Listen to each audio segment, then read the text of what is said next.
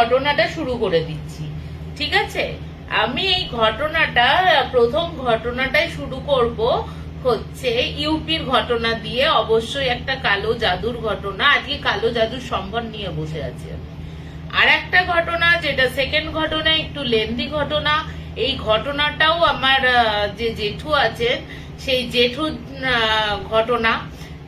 সেই ঘটনাটা 2008 সাল থেকে 2024-এর 10ই মার্চ, না সরি 10ই মে অবধি ঘটনাটা ঘটেছে। এবং তারপরে 2008 থেকে 2024-এ 10ই মে অবধি তার কাজ শেষ হয়েছে এবং সে রেস্কিউ হয়েছে বলে তারপরে আমাকে জেঠু আমাকে ঘটনাটা জানায়, ঠিক আছে? তৃতীয় ঘটনাটা, যদি এই ঘটনাটা বলার পর যদি সময় থাকে আমি অবশ্যই তৃতীয় ঘটনাটাও বলবো। তাই এই দুটো ঘটনা আজকে আমি বলি, ঠিক আছে? প্রথম ঘটনাটা হচ্ছে ইউপির ঘটনা। ইউপির একটা ডাক্তার ফ্যামিলি ছিলেন। ওনারা প্রত্যেকেই, মানে তার ডাক্তার ফ্যামিলিতে ডাক্তার বাবা, ডাক্তার মা, ডাক্তার দিদি এবং তাদের যে ভাই ছিল তিনিও ছিলেন ডাক্তারি স্টুডেন্ট, ঠিক আছে? ডাক্তারি স্টুডেন্ট এবং ভালো স্টুডেন্ট যথারীতি। যাই হোক, ডাক্তার ফ্যামিলি তাদের, এছাড়াও তাদের হচ্ছে বিজনেস ছিল, বিজনেসে ভালো তাদের ওই প্রপার্টিজ এর বিজনেস, সেই দিক দিয়েও তারা ভালো ছিল। এবং ডাক্তার যেহেতু ফ্যামিলি ছিল সেহেতু তোমার পয়সা কড়ির দিক দিয়েও তাদের কোনো অভাব ছিল না এবং তারা কিন্তু বড় লোক ছিলেন, যথেষ্ট বড় লোক এবং নাম করা প্রসিদ্ধ ইউপির ডক্টর ফ্যামিলি ওটা। এরপরে বলছে ছেলেটি যখন করছে ডাক্তারিতে, যখন 3rd ইয়ারে পড়ছে, তখন একটি মেয়ের সাথে ওর আলাপ হয়, ঠিক আছে? মেয়েটি রীতিমতো সুন্দরী, আর ছেলেটিও যেহেতু দেখতে ভালো এবং রিচ ফ্যামিলির ছেলে, মেয়েটিকে দেখে ছেলেটিরই প্রথম ভালো লাগে, ঠিক আছে? মেয়েটিকে দেখে ছেলেটির প্রথম ভালো লাগে। ভালো লাগার পর তোমার ওকে প্রপোজ করে। মেয়েটি কিন্তু প্রপোজাল অ্যাকসেপ্ট করে, ঠিক আছে? তা প্রপোজাল অ্যাকসেপ্ট করার পর দেখা যায় তাদের যে স্ট্যাটাস রয়েছে, ছেলেটির যে স্ট্যাটাস এবং মেয়েটির যে স্ট্যাটাস, তার অনেকটা হচ্ছে মানে অনেকটাই, মানে ওরা রিচ ফ্যামিলি, ওরা হচ্ছে নিম্ন মধ্যবিত্ত ফ্যামিলি, ঠিক আছে?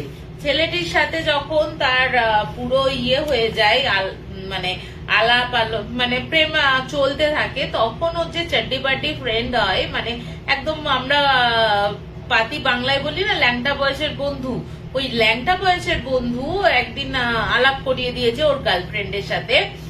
তা ওর গার্লফ্রেন্ডের সাথে যেহেতু সে বেশ সুন্দরী, তার ওই চাড্ডি ফ্রেন্ডও বলে হচ্ছে যে তোমার করার জন্য, তোমার ওই চাড্ডি বাড্ডি ফ্রেন্ড বলে যে তোর গার্লফ্রেন্ডের যদি কোনো ফ্রেন্ড বা বন্ধু থাকে সেটা দিলে খুব ভালো হয়। হ্যাঁ, মানে তার যদি ফ্রেন্ড বা বন্ধু থাকে তার নাম্বার যদি দিলে খুব ভালো হয়। তবে ওর মেয়েটির কিন্তু, এবার বলি, সেই দিক দিয়ে চাড্ডি বাড্ডি যে ফ্রেন্ডটি ছিল সেও কিন্তু রিচ ফ্যামিলি ছিল না, সে বরঞ্চ ওই যে মেয়েটি ছিল তার থেকে বরঞ্চ নিম্নবিত্তই ছিল। এরপরে সেকেন্ড টাইম যেটা হলো, সেই সেকেন্ড টাইম হচ্ছে যখন ওরা ওর বোনের সাথেও আলাপ করিয়ে দিল, বন্ধুটির আলাপ করিয়ে দেওয়ার পর যখন ওরা সমস্ত কিছু করলো, ঘুরতে যাওয়া, ফিরতে যাওয়া, ওদের ডেটিং করা, যা কিছু করতো ওরা 4 জন মিলেই করতো। এবং এই 3 জনের যে ওই গার্লফ্রেন্ডের বোন এবং ওর যে বন্ধু, এই 3 জনের সমস্ত কিছু খরচ করতো হচ্ছে ওই হবু ডাক্তার ছেলেটি, ঠিক আছে? কিন্তু ডাক্তার ছেলেটির বউ, মানে যে গার্লফ্রেন্ড ছিল, সেই গার্লফ্রেন্ড একদিন কি করলো, যে বললো যে তোমার একটা জিনিস আমাকে কিছু দাও, যে তোমার কোনো টি শার্ট দাও বা রুমাল দাও, যা কিছু তোমার ব্যবহারের জিনিস দাও। তো ও তখন অবাক হয়ে যায়। অবাক হয়ে যাওয়ার পর তখন ও বলছে যে কিসের জন্য দেব? বলছে তোমার বাড়ি গেলে তোমার কে খুব মনে পড়বে, তখন আমি এই জিনিসটা ব্যবহার করব, মানে ব্যবহার করবো, মানে কি তোমাকে আমি ফিল করতে পারবো। হলো। এরপরে ওরা যখন ইয়েতে যায়, তোমার ঘুরতে যাচ্ছে, বেড়াতে যাচ্ছে, সমস্ত কিছু করছে, হঠাৎ করে একদিন তার ছেলে, মানে যে গার্লফ্রেন্ড আছে সেই গার্লফ্রেন্ড ওই হবু ডাক্তারটির ফোন ধরা বন্ধ করে দেয়। এরপর ফোন ধরা বন্ধ করে দিল। ফোন, ও তো পাগলের মতন, কারণ সত্যি ছেলেটি খুব ভালো ছিল এবং তার লয়াল ছিল, মানে ছেলেটি মেয়েটিকে বিয়ে করবে বলে বাড়িতেও জানিয়ে রাখে। ঠিক আছে, এক সেকেন্ড মামা, একটু দেখো তো খাটের ওপর রিমোটটা আছে, একটু দাও তো আমাকে। খাটে দেখো ওই পাশে রিমোট আছে, মাটিতে পড়ে গেছে কিনা দেখো তো ওই পাশটা। ঠান্ডা লাগছে। যাই হোক, আমি শুরু করে দিচ্ছি। হ্যাঁ,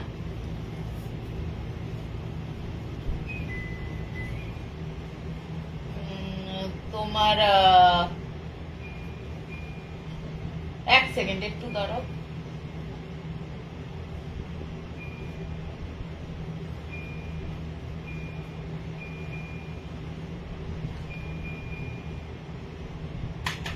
এবার সরি, একটু ইয়ে করলাম।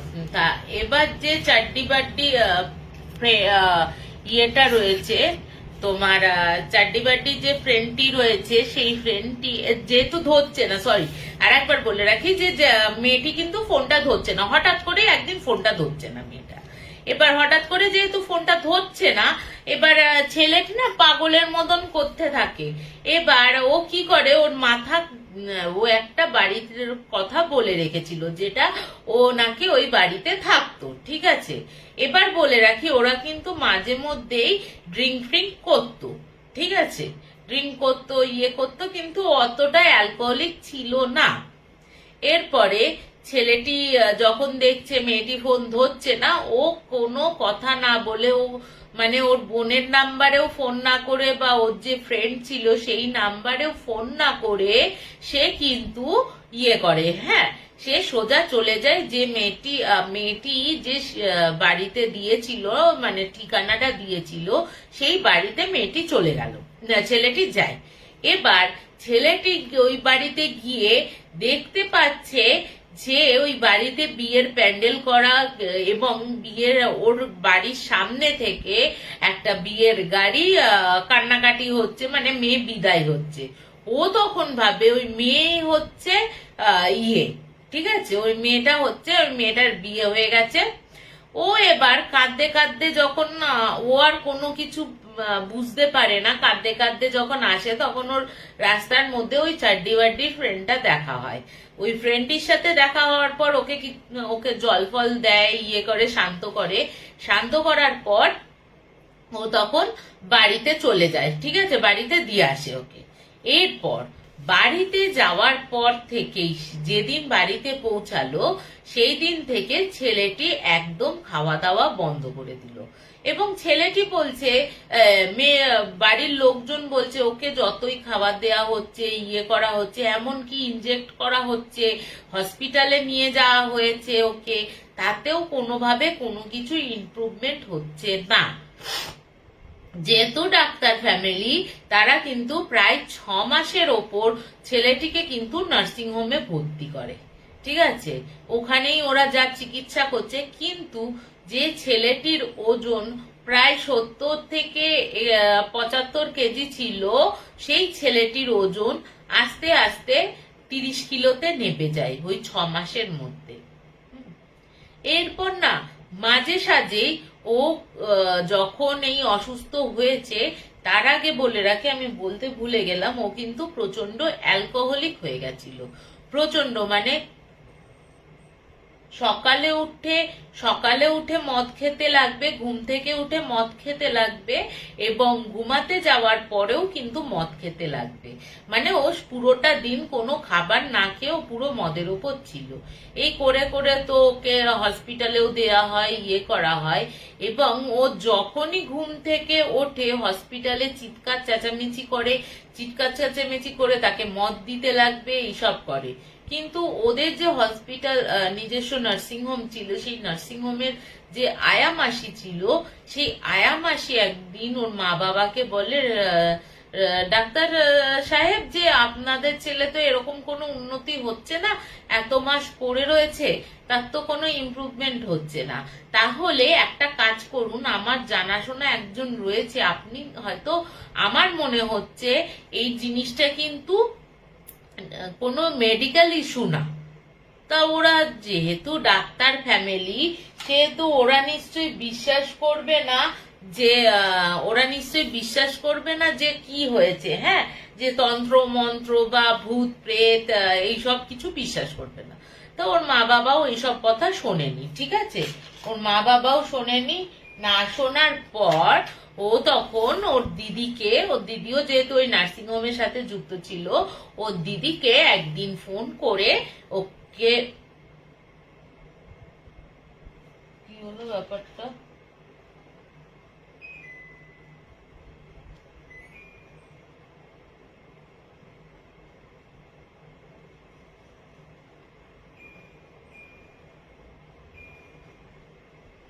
যাই হোক। হুম,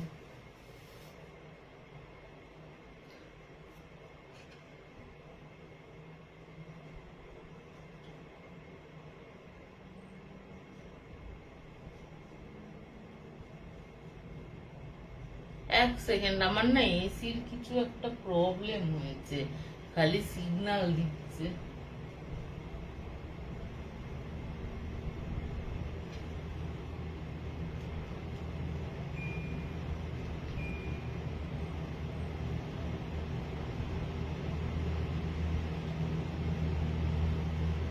এটা কিসের সিগন্যাল দিচ্ছে আমি ঠিক নিজেও বুঝতে পারছি না। যাই হোক, আমি ঘটনাটা কন্টিনিউ টিটি টিটি হয়ে যাচ্ছে, আর এত গরম না, এসি ছাড়াও থাকা যাচ্ছে না। যাই হোক, তা এবার ও দিদিকে কিন্তু ওই কোয়েশ্চেনটা করতে থাকে যে ও দিদিকে ও দিদিকে তখন ডেকে নিয়ে আসে, ডেকে নিয়ে এসে কিন্তু জাস্ট শাট আপ ইয়ার। তো ওইদিকে থার্মোমিটারে ট্যাটা করছিস, আমি ভাবছি বেটা এসির কিছু গন্ডগোল হয়েছে। ভাবো কি বলবে এই বিচ্ছুরামটাকে, আমি ভাবছি এসিতে ট্যান্টা ট্যান্টা করে আওয়াজ করছে। যাই হোক, সরি। তা এবার যেহেতু এবার যে ছেলেটির মেয়েটির দিদি, মানে ছেলেটির যে দিদি ছিল, ওই দিদিটির তখন দিদিকে বলে যে দেখো, তোমার ভাইয়ের কিন্তু এটা মনে হচ্ছে মেডিকেল কোনো ইস্যু না, তুমি এক কাজ করো, আমার কিন্তু ঠাকুরের ভর ওঠে, তো ওকে দেখে যেটুকু আমার মনে হয়েছে, ও কিন্তু কোনো তন্ত্র মন্ত্রের সাথে বা কোনো একটা কিছু কালা জাদুর একটা প্রভাব, ব্ল্যাক ম্যাজিকের একটা প্রভাব কিন্তু ওর ওপর আছে, আমি যেটুকু ওকে দেখে বুঝতে পারছি। এবার ওকে যখন বলতে যায়, তখন কিন্তু দিদি একটু বোঝে ব্যাপারটা, যে ভাইয়ের এরকম কেন কোনো উন্নতি হচ্ছে না, হচ্ছে না। তখন বলে যে আমি একটা, মানে সেই আয়া মাসি বলে, আমার যে গুরুদেব আছে, তুমি বরঞ্চ সেই গুরুদেবের কাছে একবার গুরুদেবকে আমরা এখানে নিয়ে আসি, কারণ ওই ছেলেটির ওঠার অবস্থাতে ছিল না লাস্টের দিকে। গুরুদেবকে নিয়ে আসে, গুরুদেব নিয়ে আসার পর হসপিটালেই নিয়ে আসে কিন্তু, হ্যাঁ, ওই নার্সিং হোমে। তা ওকে দেখার পর ও বলে, এই আমি কাকে বাঁচাবো, এ তো যা করার ওরা করে দিয়েছে, আমি কি করে বাঁচাবো, এ তো পুরো 90% শেষই, একদম মানে ইয়েতে রয়েছে, তা আমি একে আর কি বাঁচাবো। ঠিক আছে, তা ওর মা বাবা দিদি কাঁদতে কাঁদতে বলে, আমাদের একমাত্র ভাইকে বাঁচিয়ে দিন, একমাত্র ছেলেও যে করে হোক বাঁচিয়ে দিন, টাকা পয়সা দিয়ে আমাদের কোনো থাকবে না, শুধু আমাদের ছেলেকে বাঁচিয়ে দিন।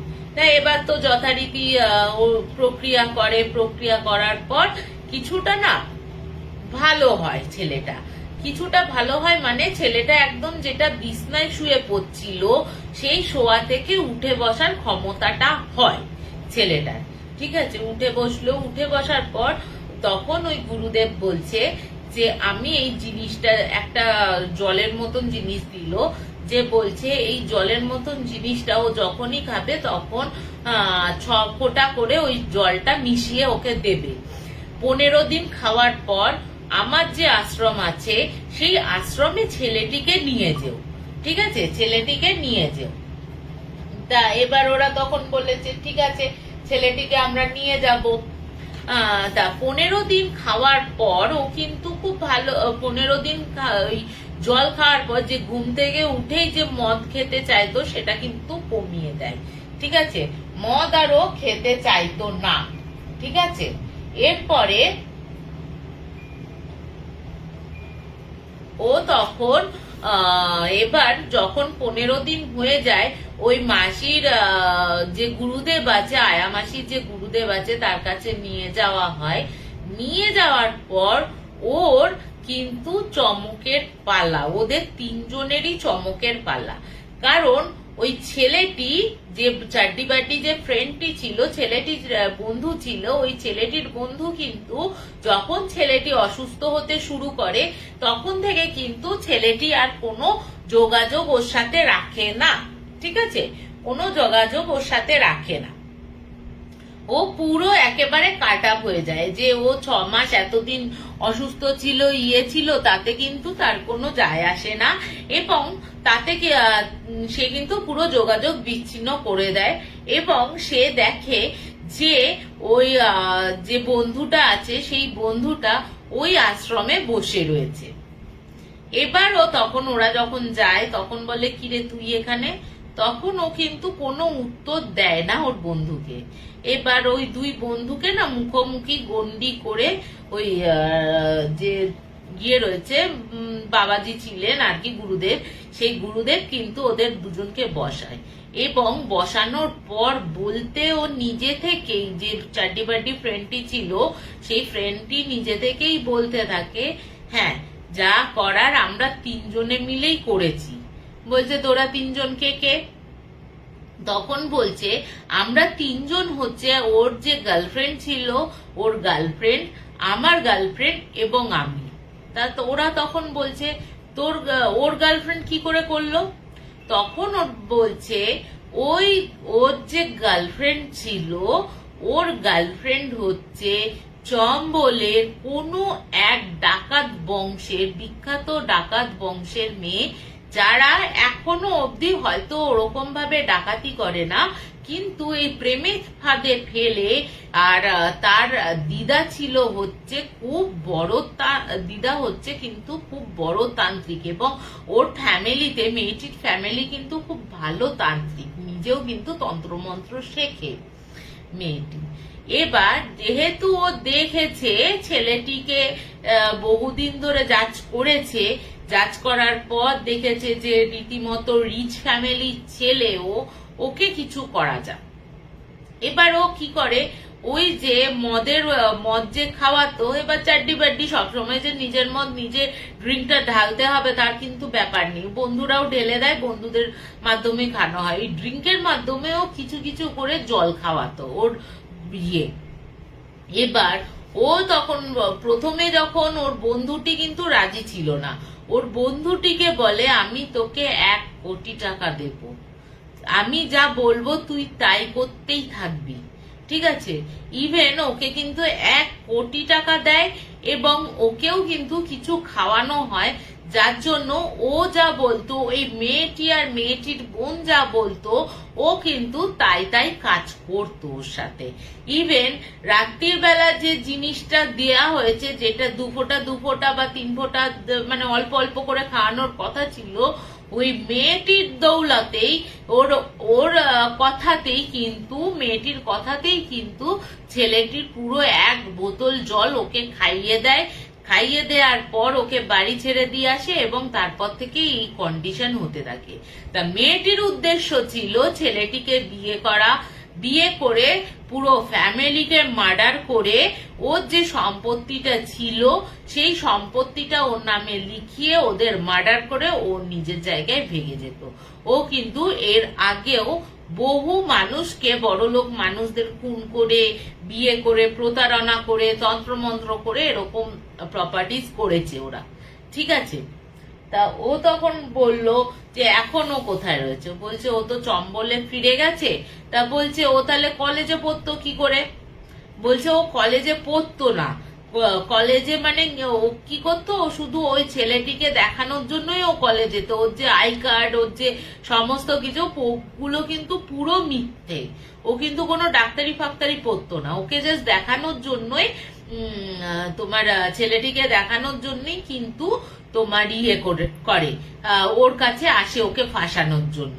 তারপরে ও আরো তন্ত্র আরো কিছু ক্রিয়া তোমার গুরুদেব ক্রিয়াকলাপ করে, ক্রিয়াকলাপ করার পর ওকে বলে তুমি আমি যেটা দিচ্ছি সেটা 3 দিন তোমাকে নিয়ম মেনে চলতে হবে, তুমি কোনো ননভেজ খেতে পারবে না, তুমি কোনো মদ খেতে পারবে না, আর তুমি একটু নিজেকে পরিষ্কার পরিচ্ছন্ন হয়ে থাকবে।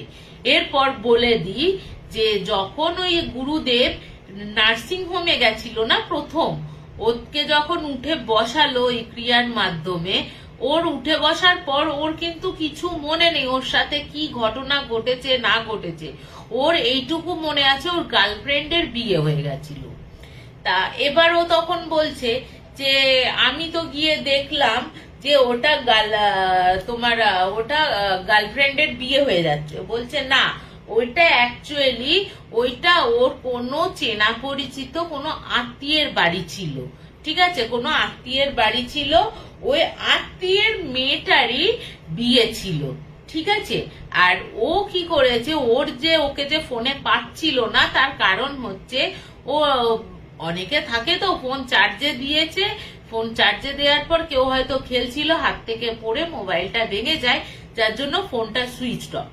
এবার ছেলেটি যখন ওই বাড়িতে যায় ও তখন দূর থেকে দেখেছে, মেয়েটি দূর থেকে দেখে ছেলেটিকে ওর যে বন্ধুটি আছে ওকে ফোন করে বলে তোমার বন্ধু এখানে এসছে, এসে এরকম এরকম করেছে, যদি ঢোকে তাহলে সমস্ত কিছু ফাঁস হয়ে যাবে, তুমি তাড়াতাড়ি আসো। এবার ও যখন দেখছে বিয়ের গাড়িও চলে যাচ্ছে, ও কিন্তু মুখ ফুকও দেখেনি মেয়ে মানে কোন মেয়ের বিয়ে হয়েছে বা ওর প্রেমিকার যে বিয়ে হয়েছে কিনা ও সেটাও দেখেনি, দেখেছে বরের গাড়ি বেরিয়ে যাচ্ছে, কান্নার রোল উঠেছে, ও ভেবেছে তাই, ঠিক আছে। ও যখন সাত তাড়াতাড়ি করে ওর বন্ধু যখন ফিরে আসছিল তখন কিন্তু তোমার যখন ফিরে আসছিল তখন ওর বন্ধুর সাথে দেখা হয় এবং তার আগে ওই ছেলেটিকে বলে দেয় যে বোতলটি তোমার কাছে দিয়েছিলাম সেই বোতলের পুরো জলটা ওকে খাইয়ে দাও, ঠিক আছে, এ আর কিছু করা যাবে না, একে আমরা কিছু করতে পারবো না, এই উল্টো কেস হয়ে গেছে, ঠিক আছে, একে আমরা আমাদের হাতে না করতে পারলে কি হবে, কিন্তু এর জীবনটা আমি শেষ করে দেব, ঠিক আছে। এই করে করে তারপরে গুরুদেব এই 3 দিনের একটা ওকে মন্ত্র দেন, মানে শুদ্ধিকরণ করতে বলে নিজেকে, এবং বিশ্বাস করবে না ডাক্তারটি এখন খুব ভালো বড় ডাক্তার হয়ে গেছে। যখন বলছে ছেলেটিও বলছে তো আমার তো মদ খাওয়া কমেছে কিন্তু আমি তো মদের প্রতি ইয়ে করতে পারছি না, ড্রিঙ্কের প্রতি আকর্ষণটা কমাতে পারছি না। তখন উনি বলছে এই 3 দিনের পর থেকে তুমি আর জীবনে কোনোদিন ড্রিঙ্ক করবে না। এবং আজ পর্যন্ত এটা তোমার ছেলেটি 2010-এর ঘটনা, 2010-এর পর থেকে আজ 2022 হয়ে গেছে, এত বছরেও কিন্তু ছেলেটি আর কোনো মদ্যপান করেনি, মানে ড্রিঙ্ক করেনি, এবং সে কিন্তু খুব ভালো রয়েছে এবং সে হ্যাপিলি ম্যারিড, এক সন্তান, এক পুত্র সন্তানের সে পিতা। তা তুমি ভাবো একটা কোথা থেকে একটা মেয়ে কোথায় এসে কি করে, মানে কোথায় চম্বল, কোথায় ইউপি, মানে ভাবো বাপরে বাপ, মানে আমি নিজেও অবাক হয়ে যাচ্ছি যে এরকম ভাবেও বাড়িতে ঢুকে ডাকাতি করে তার সম্পত্তি কেড়ে নিয়ে সে আবার বাপাস হয়ে গেছে। ওরে বাবা, এই ঘটনাটা যখন ডাক্তারবাবু নিজে আমাকে বলছে না, আমি অবাক হয়ে শুনছি যে এরকমও হয় যে সম্পত্তির লোভে বা ডাকাতি করার ইয়েটা কত অভিনব হয়ে গেছে। আগে মানে আগেকার দিনেও ডাকাতি হতো, চম্বলের ডাকাতরা বিখ্যাতই ছিল, তখনের চম্বলের ডাকাতের ফ্যামিলির মেয়েও যে এরকম ডাকাতিনি হবে কে জানতো, এবং এইভাবে ওকে ইয়ে করবে আর এইভাবে যে সম্পত্তি পায়নি বলে তাকে মেরে ফেলারই একটা প্ল্যান করেছিল কেই বা জানতো। যদি না ওই আয়া মাসির কথা তার ফ্যামিলি না শুনতো, সে তার ছেলেকেও কিন্তু তারা ফিরে পেত না। তাই এই হচ্ছে আমার প্রথম ঘটনা। একটু আমাকে বলো কেমন লাগছে। হ্যাঁ, আমি কোয়েশ্চেন অ্যান্সার কিছুই করতে পারছি না, দেখতে পাচ্ছি না, তার জন্য বলছি একটু করো। হ্যাঁ, আমি তোমাদের একটু কমেন্ট করো আমাকে মানে আমার এই প্রথম ঘটনাটা কেমন লাগছে। ঠিক আছে, তারপরে আমি দ্বিতীয় ঘটনায় চলে যাই। আমি কিন্তু আমার এই লাইভটা শেষ করার পর মানে কমেন্টের উত্তরগুলো দিয়ে দেবো। তা এই ঘটনাটা আমার যে জেঠু রয়েছে, আমার জেঠুর ঘটনা। এই ঘটনাটা 2008 থেকে 2024 সাল অবধি ঘটনাটা ঘটে গেছে এবং 10ই মের পরে যখন রিকভার হয়েছে, আমি এই রিসেন্ট পরশুদিন ঘটনাটা পাই। এই ঘটনাটা হচ্ছে হায়দ্রাবাদের একটা ঘটনা। আমাকে জেঠু যখন বলছে তোর আমার কাছে একটা ইন্টারেস্টিং ঘটনা আছে, এই ঘটনাটা আমি তোকে তখনই বলবো যখন আমি এই ঘটনাটা সত্যি কোনোদিন যদি সলভ করতে পারি। তো সলভ হয়েছে বলে আমাকে বলেছে। এই ঘটনাটা হায়দ্রাবাদের একটা ফ্যামিলির ঘটনা। তা হায়দ্রাবাদে একটা ফ্যামিলি যারা ছিল, সেই ফ্যামিলিতে তার মা, 2 ছেলে, বড় ছেলের স্ত্রী, তার 2 সন্তান নিয়ে, আর ছোট ছেলের তখনও বিয়ে হয়নি। ছোট ছেলে আর মা থাকতো গ্রামের বাড়িতে, ওখানে প্রচুর জমি জমা ইত্যাদি রয়েছে। আর ছেলেটি বড় ছেলেটি ইঞ্জিনিয়ারিং পাশ করে হায়দ্রাবাদের বড় একটা কোম্পানিতে ছিল। গেল।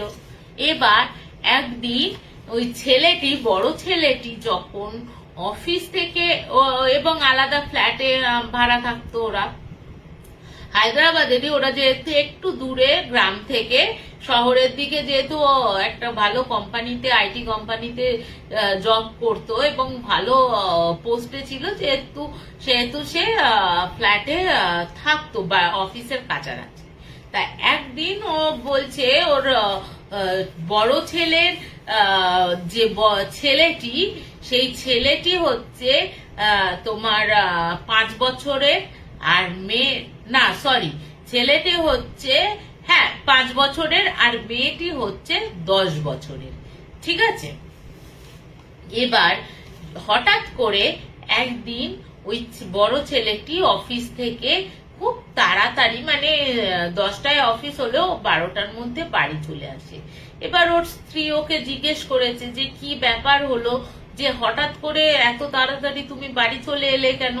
তখন ও বলছে যে আমার অ্যাকচুয়ালি শরীরটা ভালো লাগছে না বলে, জাস্ট শরীরটা ভালো লাগছে না বলে ও বাথরুমে চলে যায়, স্নান করে ফ্রেশ হয়ে ও শুতে চলে যায়। ওর স্ত্রী তখন বলে, আচ্ছা তুমি খেয়ে তো শুয়ে পড়তে পারতে, খাবে না? শুধু এই কথাটা বলেছে। বলার পরই হঠাৎ করে ছেলেটি, মানে কি বলবো, মারতে ছেলেটি বউকে মারতে গেটের বাইরে নিয়ে এসে, ওদের যে সামনের বারান্দা ছিল, মানে মেন গেটের সিঁড়ি দিয়ে নামতে হয়, ওই সিঁড়ির যে রেলিংটা ছিল এবং ওই পাশে না ওই বারান্দা করিডোর মতন থাকে না, ওই করিডোরের ওখানে গিয়ে ও কি করেছে। আর ওর বলে রাখি, ওদের ফ্ল্যাট ছিল হচ্ছে 6 তলায়। হ্যাঁ, ও কি করেছে, ঠিক গলাটাকে এরকম ভাবে ধরে, মানে তার ভেতরে এতটাই শক্তি এসে গেছিল, যখন মেয়েটি চিল্লাচ্ছে আশেপাশের লোকও কিন্তু ছুটে এসছে, তারাও ওকে ছাড়ানোর চেষ্টা করছে, ও কিন্তু ছাড়াতে পারছে না। ও তখন রাগে কি করেছে, এক ঝটকাতে গলাটা ধরে না এরকম করে, জাস্ট তুমি ভাবো ওই 6 তলার রেলিং থেকে এক হাতে গলাটা এরকম ধরে ওকে ঝুলিয়ে রেখেছে। মানে চিন্তা করো, মানে একটা বউ ওরকম ছতলায় শুধু ওর বর এরকম গলাটা ধরে রেখেছে, ওই অবস্থাতে সে ঝুলছে, এবং আশেপাশে যেসব মানুষরা ছিল সেই মানুষগুলোও কিন্তু ওকে ছাড়াতে পারছে না, বলছে পড়ে যাবে, ইয়ে করবে, কিছু করতে পারছে না। এরপরে প্রায় এই ঝুলিয়ে রাখার পর মেয়েটির যখন প্রায় প্রাণটা যায় বেরিয়ে যায় অবস্থা, কতক্ষণ আর গলাতে তো লাগছে, সে তো প্রায় প্রাণ বেরিয়ে যাচ্ছে, তার প্রায় 10-15 মিনিট বাদে হঠাৎ করে ওর সম্বিত ফিরে আসে। হঠাৎ করেই, যেমন হঠাৎ করে ওর রাগটা হয়েছিল, হঠাৎ করে সম্বিতটা ফিরে আসে।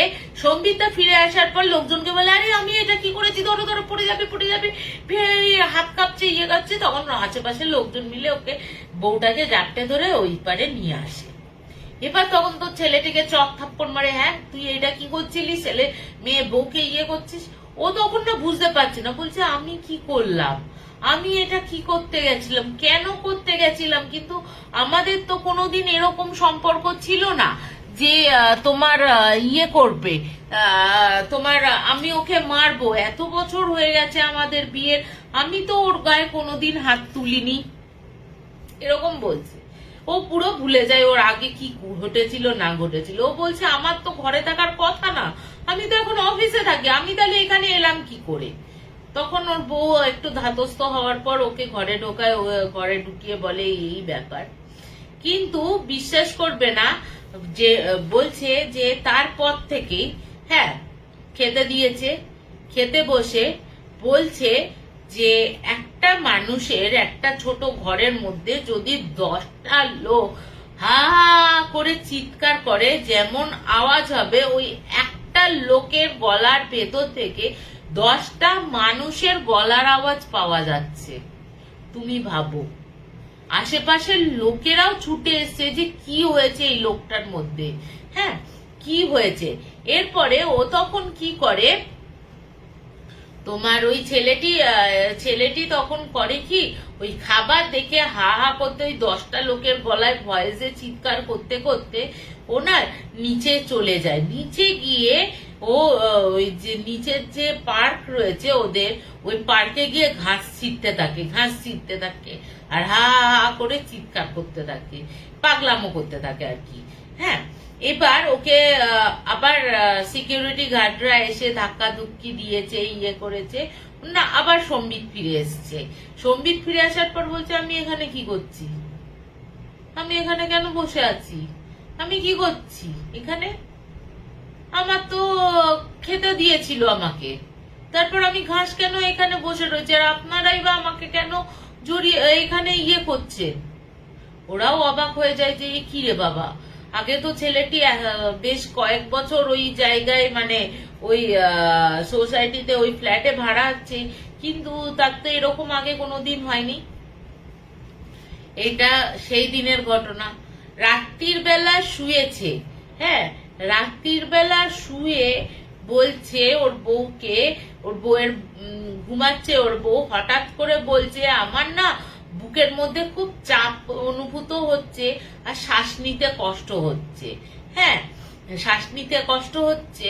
এবার আমার চোখটা খুলেছে, খুলেই দেখছি, বউটা বলছে যে খুলেই দেখছে বউটা যে ওর বর একদম চোখগুলো পুরো উল্টে গেছে, হ্যাঁ পুরো সাদা, মনি ফনি কিচ্ছু নেই, পুরো সাদা, ওর গলায় এরকম টিপেছে, টিপে ধরে বলছে তোকে এবার মেরে ফেলবো, আস্তে আস্তে তোদের পুরো ফ্যামিলিটাকে মেরে ফেলবো, আমাকে মারা।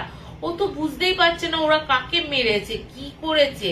হ্যাঁ ও তখন বলছে ছাড়ো ছাড়ো, ও তো চিৎকার করছে, ইয়ে করছে, হ্যাঁ কোনো কিছু মানে ছাড়াচ্ছে না। এই দেখে না ওর বড় মেয়ে একটা কাজ করেছে, হ্যাঁ বড় মেয়ে তো, মেয়েটা একটু বড় 10 বছরের, ও না গিয়ে ওর বাবার গায়ে না জোরে ধাক্কা মেরেছে, তখনও কিন্তু হয়নি কিছু। ও গিয়ে ঠাকুর ঘর থেকে যে ইয়ে আছে, গঙ্গা জল আছে, গিয়ে বাবার গায়ে ছেটায়।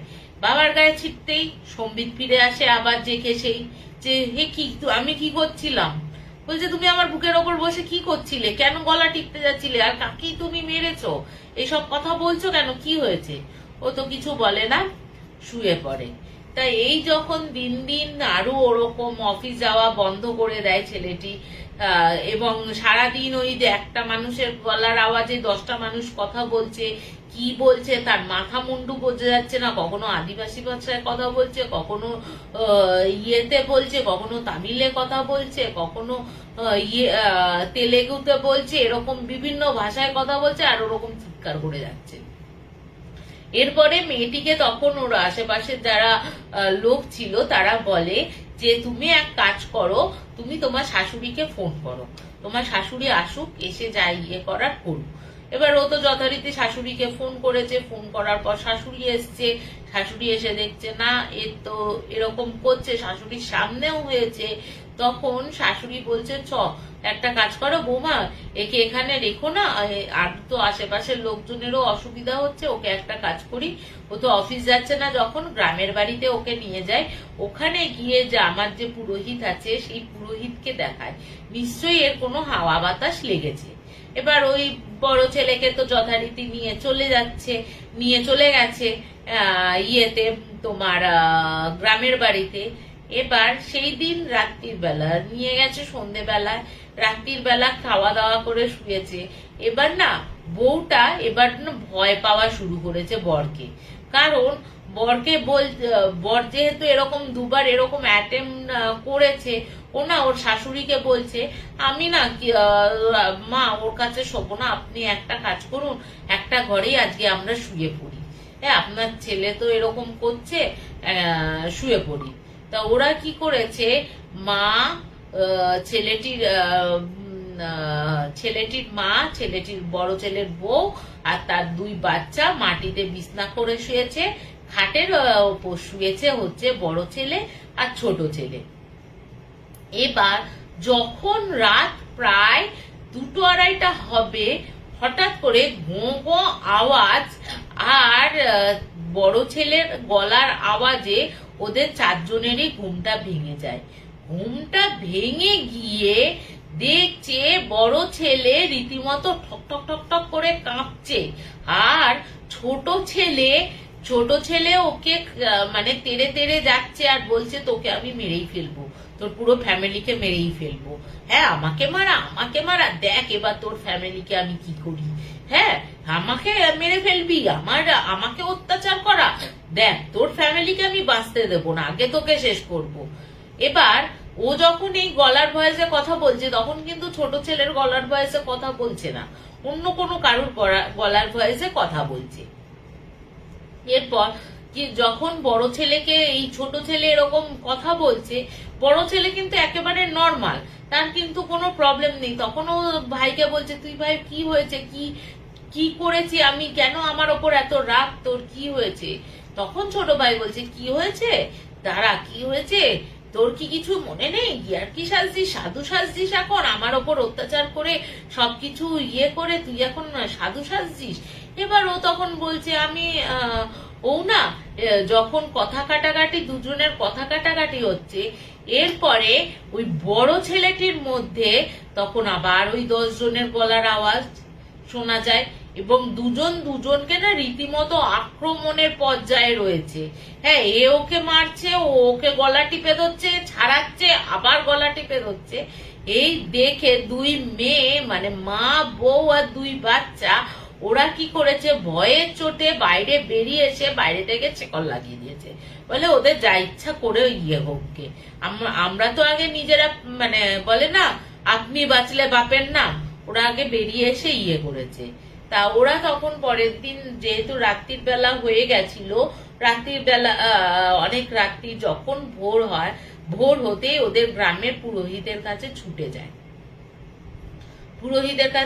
যায়, ছুটে গিয়ে কথাগুলো বলে। ছুটে গিয়ে কথাগুলো বলতেই ও তখন বড় ছেলে আর ছোট ছেলেকে মন্দিরে আসতে বলে উনি তখন, হ্যাঁ কিন্তু ওরা বাড়ি গিয়ে ছোট ছেলেকে কোনোভাবেই ঘর থেকে বের করতে পারে না, বড় ছেলেকে কিন্তু নিয়ে আসা হয়, বড় ছেলেকে ঝাড়ফুঁক করিয়ে কিন্তু কিছুটা সুস্থ করা হয়। তখনও কিন্তু পুরোহিত মশাই জানে না যে ওর ওপর কি করা হয়েছে, ঠিক আছে। এরপরে ও তো ইয়ে করা হলো, এবার রাত যায়, হ্যাঁ ও তো ঠিক ঠিক হলো। এবার ঠিক হওয়াতে এবার ছোট ছেলে কিন্তু কিছুতেই ঠিক হচ্ছে না। ঠিক আছে, ও কি করেছে, ও ভেতর থেকে দরজা বন্ধ করে একদম নিজেকে পুরো প্যাক করে রেখেছে। এবং সন্ধেবেলায় দেখা যাচ্ছে ওর ঘরের ভেতর থেকে ধোঁয়া বেরোচ্ছে, মানে ওই ধূপ ধুনোর ধোঁয়া বেরোচ্ছে, বিড়বিড় করে মন্ত্র উচ্চারণ করছে, কখনো বিড়বিড় করছে, কখনো খুব লাউডলি চিৎকার করে মন্ত্র উচ্চারিত হচ্ছে। ঠিক আছে, ছোট ছেলেকে কোনোভাবে বের করা গেল না। এরপরে যত এই ঝাড়ফুঁক করে আসার পর বড় ছেলেটি যখন ঠিক হয়েছে, এবার ও যখন রীতিমতো মন্ত্র উচ্চারিত করছে, যত বিড়বিড় করতে করতে ও যত লাউড হচ্ছে, তত বড় ছেলেটি বলছে আমার সারা শরীর পুড়ে যাচ্ছে, আমার সারা শরীর পুড়িয়ে দিচ্ছে কে যেন ভেতর থেকে, আমি পাচ্ছি না। ও জলে মানে ঠান্ডা জলে স্নান করতে যাচ্ছে, পুকুরে নেমে যাচ্ছে, ও তবুও জ্বলন কমছে না। এই করতে করতে করতে করতে যখন ওর একদম খুব বাড়াবাড়ি পর্যায়ে চলে গেছে, ডাক্তারের কাছে নিয়ে গেছে, ডাক্তারও কিছু করতে পারছে না, তখন ওই পুরোহিত যিনি ছিলেন, তিনি ওই আমার যে জেঠুর সাথে কোনোভাবে একটা যোগাযোগ ছিল। ঠিক আছে, কিভাবে যোগাযোগ ছিল সেটা আর ওই জেঠু বলেনি আমাকে। সে জেঠু বলছে কোনোভাবে ওই পুরোহিতের সাথে আমার যোগাযোগ হয়েছিল, তখন তিনি এই কথাটা আমাকে বলেন যে আপনি যদি এখানে আসেন তাহলে খুব উপকার হয়, একটা ফ্যামিলি, খুব ভালো ফ্যামিলি, আমি তাদের ছোটবেলা থেকেই চিনি, খুব উপকার হয়। তা জেঠু তো ওই বেনারস থেকে হায়দ্রাবাদ যাওয়াটাও তো একটা সময় সাপেক্ষের ব্যাপার থাকে। জেঠুরও অনেকগুলো কাজ নিয়েছিল, তখন জেঠু বলছে আমি কিছু কিছু জিনিস বলে দিচ্ছি, তুমি এই জিনিসগুলো রেডি করে যেন তেন প্রকারেণ ছোট ছেলে আর বড় ছেলের হাতে বেঁধে দাও। এবার উনি ওনাকে মানে সমস্ত কিছু যা যা লাগবে সেইগুলো বলে, যা যা দিয়ে বানাতে হবে সেইগুলো বলে দেয়, উনি সেই মতো কাজ করে। কিন্তু ছোট ছেলে কোনোভাবেই বেরোয়ও না, খায়ও না, দায়ও না, শুধু একটা ঘরে নিজেকে বন্দি করেই রেখে দিয়েছে। এরপরে উনি করেন কি, যে বলে যে যখন দেখছে যে ওই তাবিজ কবজ দিয়েও বড় ছেলে যখন তার শরীর জ্বালানো কমছে না, তখন আবার কিন্তু ওই জেঠুর সাথে যোগাযোগ করে, তখন জেঠুকে আসতে বলে। জেঠুকে আসতে বলার পর জেঠু তখন আসে, এসে দেখে, বলছে আমি ভেতরে ঢুকবো কি, যারা দেখতে পায় এই জিনিসগুলো তারা একমাত্র, বুঝলে তো, জানে, ঠিক আছে, যাদের দিব্য দৃষ্টি বা দেখার ক্ষমতাটা রয়েছে। তো বলছে আমি যখন ঢুকতে যাব, ঠিক বলছে ওখানে 25 জন আত্মা, 25 জন প্রেতাত্মা ওখানে ঘিরে রয়েছে, আমি কিছুতেই ওদের টপকে যেতে পারবো না, এরকম ভাবে ওরা ঘিরে রয়েছে। এবার আমি যথারীতি বাইরে দাঁড়িয়ে, আমার তো আগে দেহবন্ধন করা ছিল, জেঠু বলছে, তো আমি নিজের যে গুরুমন্ত্র আছে সেই গুরুমন্ত্র জপ করতে করতে ভেতরে ঢুকি। ভেতরে ঢোকার পর তখন ও ছোট ছেলেকে ডাকে, ছোট ছেলে কিন্তু বেরোয় না। উনি কিন্তু বলেন যে ছোট ছেলেটিকে কিন্তু আমি কিন্তু বাঁচাতে পারবো না। ও যে মন্ত্র উচ্চারিত করছে সেই মন্ত্রগুলো কিন্তু আদিবাসী তন্ত্রের একটা মন্ত্র, যে মন্ত্রের সাহায্যে কিন্তু ওর বড় ভাইয়ের ক্ষতি, পুরো ফ্যামিলিটাকে ক্ষতি করতে চাইছে। এবং আদিবাসী তন্ত্র নাকি খুব, মানে যদি তুমি করতে পারো তাহলে কিন্তু খুব জাগ্রত নাকি, মানে শক্তিশালী তন্ত্রের মধ্যে একটা, ঠিক আছে, আদিবাসী তন্ত্র।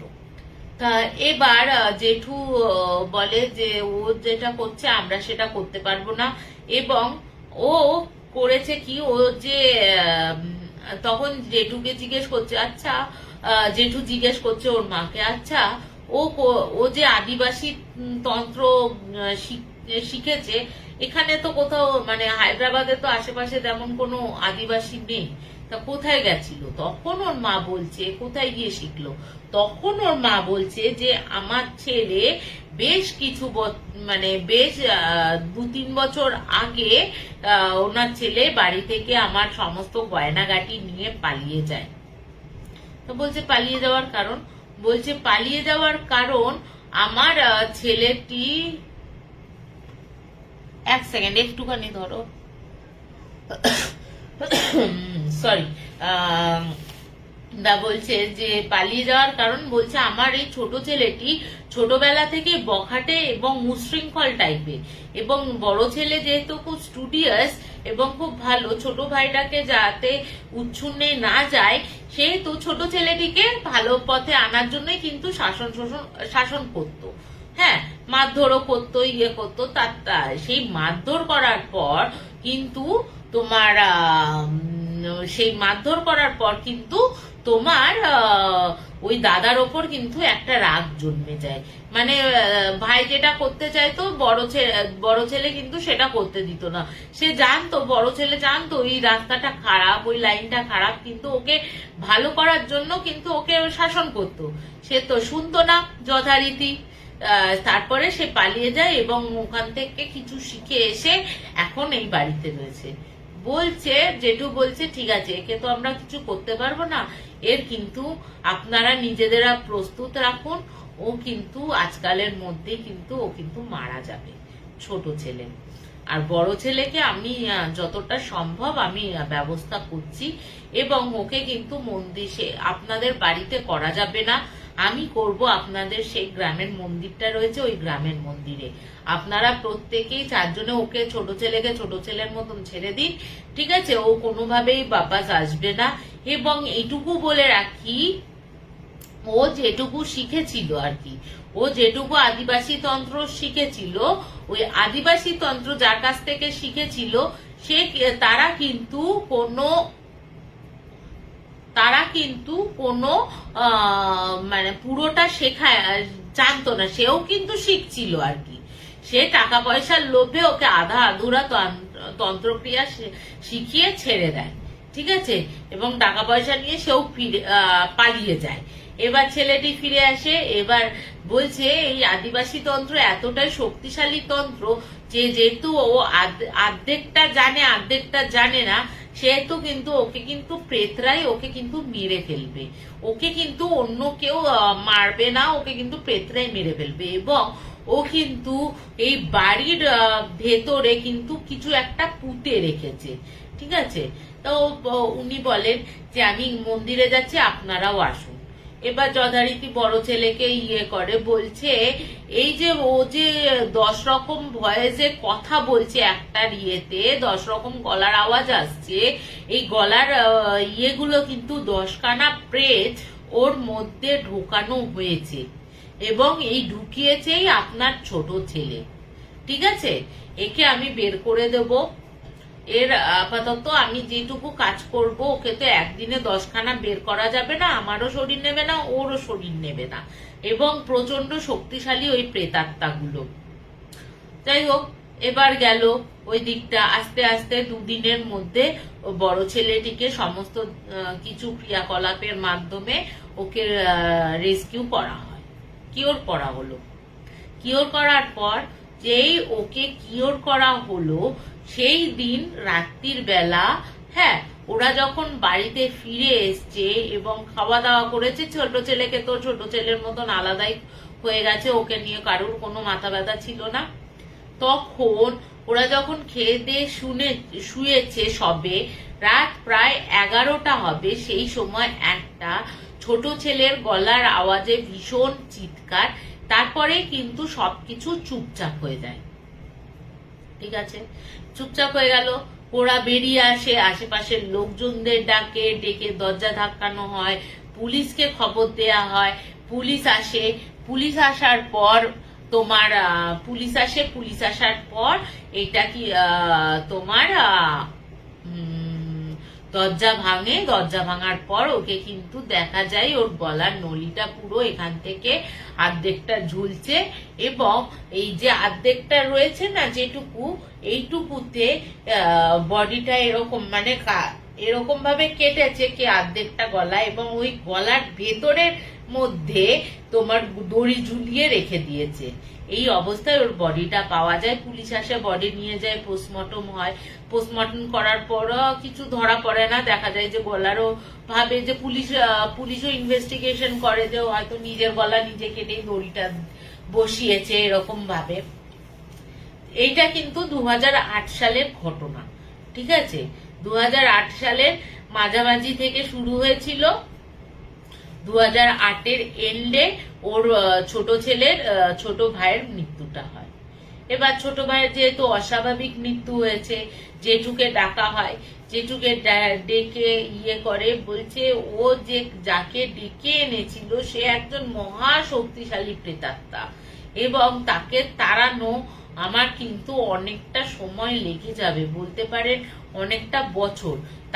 তার মধ্যে থেকে আপনাদের যে এই বাড়িটা বাঁধিয়ে দেব সেটাও কিন্তু আমার কোনো উপায় নেই, কারণ আপনাদের বাড়ির যে ভিত আছে সে ভিতের নিচে ও কিন্তু পুঁতে রেখেছে। তখন ওরা অবাক হয়ে যাচ্ছে, ওর মা বলছে যে ভিতের নিচে কি করে পুঁতে রাখবে, কারণ এই বাড়িটা তো আমার শ্বশুর মশাইয়ের আমলের, মানে যে মা আর কি, ছোট ছেলের মা। তখন বলছে ওইসব প্রেতাত্মাদের দ্বারা অনেক কিছু করা যায়, ঠিক আছে, আপনাকে ওই মাটি খুঁড়ে খুঁড়ে চালান করতে হবে না, ও প্রেতাত্মা দ্বারাই চালিত করা যায়, ঠিক আছে। তা এরপরে যথারীতি ওর মানে ক্রিয়াকলাপ বলছি, সরি, ওর শ্রাদ্ধা শান্তি সবকিছু শেষ হয়ে গেল, শেষ হলো ভালো মতো। এবার যথারীতি বড় ছেলেরও আর কোনো প্রবলেম নেই তাদের মধ্যে, মাও যথারীতি একাই রয়েছে। ওরা তখন বলল যে এবার তো আমাকে অফিসে জয়েন করতে হবে, এক কাজ করো মা, তুমি আমার কিছুদিনের জন্য তুমি চলে চলো।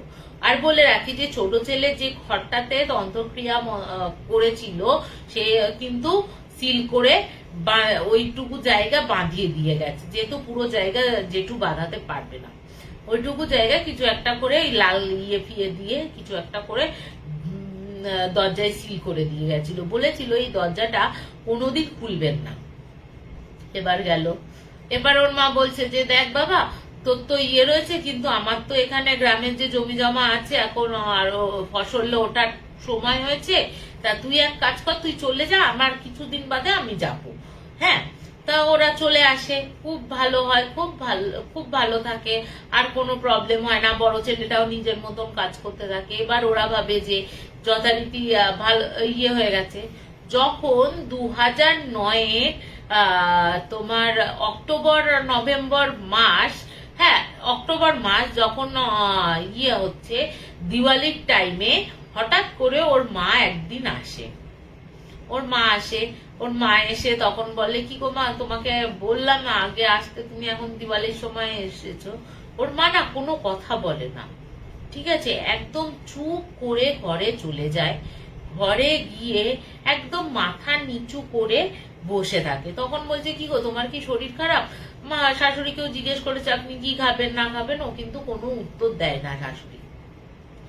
এরপরে যখন খাবার নিয়ে এসে ওনাকে দিচ্ছে, তখন জাস্ট এরকম চোখটা তাকিয়ে, হ্যাঁ মাথাটা নিচু, জাস্ট চোখটা তাকিয়ে ওর ছোট ছেলের গলার ভয়েসে ওর মা বলছে যে কিরে, কি ভেবেছিলিস? হ্যাঁ, আমি মরে গেলেই তোদের আমি শান্তি দেব? আমি কিন্তু তোদের শান্তি দেব না রে দাদা, তোদের কিন্তু আমি মারবো, তোর পুরো ফ্যামিলিটাকে মারবো, তোর জন্য আমাকে মরতে হয়েছে, অকাল মৃত্যু হতে হয়েছে, তোকে তোর পুরো ফ্যামিলিটাকেই মারবো, ঠিক আছে। এই বলার পর ওরা তো আবার চমকে যায়, একিরে বাবা, ভাই কোত্থেকে ফিরে এলো, যথারীতি ভালোভাবে শ্রাদ্ধ শান্তি করা হয়েছে, সবকিছু করা হয়েছে, কোত্থেকে ফিরে এলো? হ্যাঁ, ওরা না কিছু বুঝতে পারে না। এরপরের দিন সকালবেলা তোমার ছেলেটি এরপরের দিন যে সকালবেলা আসে, সেই সকালবেলায় না তোমার হয়, বুঝলে তো, সেই সকালবেলায় তোমার ছেলের যে সরি দিওয়ালির দিন যেদিন এসে তার আগের দিন তো দিওয়ালি ছিল, দিওয়ালির দিন এসে তখন বলছে ছেলে ছেলে বলছে, ওর মা বলছে যে আমি নাতি নাতনির কাছে শোবো। তখন কিন্তু পুরো নর্মাল হয়ে গেছে, ঠিক আছে, তখন কিন্তু কোনো অসুবিধা নেই, পুরো নর্মাল হয়ে গেছে। নর্মাল হয়ে যাওয়াতে ও তখন বলছে যে আমি আজকে নাতি নাতনির কাছে শোবো, নাতি নাতনির কাছে শোবে, ঠিক আছে, কোনো অসুবিধা নেই। ওর মা বলছে ঠিক আছে তুমি তাহলে শোও। এবার ও যে ওর মা, যে বাচ্চাটির যে মা, বাচ্চা দুটোর, ওর মাকে ওর তখনও বলছে যে দেখলে না যে দুপুর বেলায় এরকম বললো, তুমি মাকে এরকম শুতে দিচ্ছ, যদি বাচ্চা দুটোর কিছু হয়ে যায়। তখন বলছে না না, এখন দিওয়ালির সময়, এখন সময় কে কি করবে, না না কেউ কিছু করবে না, তুমি অত ভয় পেও না, রাত্রির বেলা শো। বলছে রাত্রির বেলা শুয়েছে, শোয়ার পর ছোট মেয়ে, যে 10 বছরের মেয়েটি ছিল, চিৎকার করে কান্না, চিৎকার, ভয়ে চিৎকার করছে এরকম, আর সমানে কাজে ওই আওয়াজ শুনে আসে তোর ওর মা বাবা তো ছুটে আসে, ওর মা বাবা ছুটে এসে দেখে, বিশ্বাস করবে না, ওর ভাইয়ের গলার এইখান থেকে পুরো মাংস খুবলে নিয়েছে, গলার নলিটা পুরো চিড়ে খেয়ে নিয়েছে কেউ। আর ওর মা সিলিং ফ্যানের ওপর বসে রয়েছে। তুমি ভাবো, একটা কল্পনা করো, একটা বাচ্চা মেয়ে ডিম লাইটে দেখছে তার ঠাকুমা গলার নলি খেয়েছে, মানে সেই 10 বছরের বাচ্চা নাকি দেখেছে তার গলার নলি টিপে ধরে ওর ঠাকুমা খাচ্ছে, মুখে পুরো রক্ত, হ্যাঁ, এবং এখান থেকে মাংস কুবলে খাচ্ছে, এবং ওর ঠাকুমা সিলিং ফ্যানের ওপর বসে রয়েছে। মানে ভাবতে পারছো তোমরা যে সিলিং ফ্যানের ওপর একটা মানুষ কি করে বসে থাকতে পারে, সিলিং ফ্যানের ওপর বসে রয়েছে। ওই দেখে তো ওরা, এবার ও তখন কি করছে, ওই বুড়ি তখন বলছে আহা হা হা, কি কচি মাংস, কি কচি মাংস, এর হৃৎপিণ্ডটা কি ভালো খেতে। এবং যে যার গলায় বলছে সে কিন্তু ঠাকুমার গলাতে বলছে না, তখন ছোট ছেলের গলাতে বলছে, ছোট বাচ্চার হৃৎপিণ্ড খেতে কি ভালো, কি ভালো। এই দেখে তো বউটি অজ্ঞান হয়ে পড়ে যায়, আশেপাশের লোকজনও আসে, আশেপাশের লোকজনও হতভম্ব হয়ে ওনাকে দেখতে থাকেন, এবং ওদের সামনেই কিন্তু সেই সিলিং ফ্যানের ওপরেই বসে থাকে। এরপর যথারীতি পুলিশকে খবর দেওয়া হয়। পুলিশ যখন আসে, এবার কথা শোনো, পুলিশ যখন আসে, ছেলেটিকে তো বডি তো তুলে নিয়ে যাওয়া হয়, ওই 5 বছরের ছেলেটিকে। ঠাকুমাকে যখন সিলিং ফ্যান থেকে নামাতে যাচ্ছে পুলিশরা, সে পুলিশের বলছে যে হাট্টা খাট্টা পুলিশ ধরে নামাতে পারছে না তাকে, এত তার গায়ে শক্তি, এবং ফ্যানটাকে চেপে ধরে রয়েছে। হ্যাঁ, এবার ওরাও বুঝতে পারছে না, বলছে বিশ্বাস করবে না, আমার মা, অত লোক পুলিশ রয়েছে, করেছে, যখন আমার মাকে কোমরটা ধরেছে, হ্যাঁ, পুলিশগুলো, আমার মা তো ফ্যানটা এরকম ধরে রয়েছে, ধরে এরকম জাস্ট একটা হাতের কোমর থেকে ঝটকা মারলো, বললো ওই যে 4-5টা পুলিশ ছিল, একজনকে ঝটকাটা মেরেছে, ওই 4-5 জন পুলিশ না ছিটকে পড়ে গেল, জাস্ট বলে না হাওয়ায় ছিটকে পড়ে যাওয়া, ওই হাওয়ায় ছিটকে পড়ে গেল, হাওয়ায় ছিটকে পড়ে গেল। এবং ওকে তো নাবানোই গেল না, মুখে রক্ত, বেশ কিছুক্ষণ বাদে, প্রায় 40-45 মিনিট বাদে ওর কিন্তু সম্বিত ফেরার পর ওই ঠাকুমা কিন্তু অজ্ঞান হয়ে নিজেই পড়ে যায়। পুলিশ যথারীতি গ্রেফতার করে ওনাকে। এবার পুলিশকে বলা হয় যে ওকে কিন্তু কেউ পজেস করে রেখেছে, আমাদের এরকম চলছে। পুলিশ তো মানবে না, না। এবার পোস্টমর্টমে আসে, পোস্টমর্টম রিপোর্টে দেখা যায় ওর ছেলেটির হৃৎপিণ্ড নেই, মানে নেই, হৃৎপিণ্ড নেই। লিভার কিডনি সব আধা খাওয়া খাওয়া রয়েছে। মানে মানুষ যেমন, আমরা যেমন ওই বলি না মাটনের লিভার খাই, ওরকম মাটনের লিভার যেমন অর্ধেক খেয়ে রেখে দিই, ওরকম অবস্থাতে রয়েছে। তুমি ভাবতে পারছো কি পরিস্থিতি? এটা গেল কিন্তু 2010-এর একদম শুরুর ঘটনা। না সরি 2008-9-এর এটা দিওয়ালির ঘটনা, ঠিক আছে। এবার যথারীতি ওই শাশুড়িকে তো যথারীতি গ্রেপ্তার করা হয়। এবার গ্রেপ্তার তো করে নিয়ে এসছে, ওকে নিয়ে আসার পর পুলিশকে জিজ্ঞাসাবাদ করা হচ্ছে। পুলিশ জিজ্ঞাসাবাদ করছে, উনি তো কোনো কথাই উত্তর দিচ্ছেন না, খালি মিটি মিটি হাসছে। তো বলছে যে আপনি নিজের নাতিকে মেরে কি পেলেন এরকম ভাবে? তখন বলছে, ওর ছোট ছেলের গলার ভয়েসেই তখন বলছে, কিরে আমাকে আটকে রাখবি? তোদের ক্ষমতা রয়েছে আমাকে আটকে রাখার? হ্যাঁ, তোরা যে আমাকে গ্রেপ্তার করে নিয়ে আসলি এখানে, তোরা আটকে রাখার ক্ষমতা তোদের আছে, আমাকে আটকে রাখার কিন্তু ক্ষমতা কারণ নেই। এইটুকু তখন তো পুলিশ বলছে, তুই যা করার করে নে, কি করবি বুড়ি? হ্যাঁ, এইভাবে নৃশংস ভাবে কেউ নিজের নাতিকে খুন করে?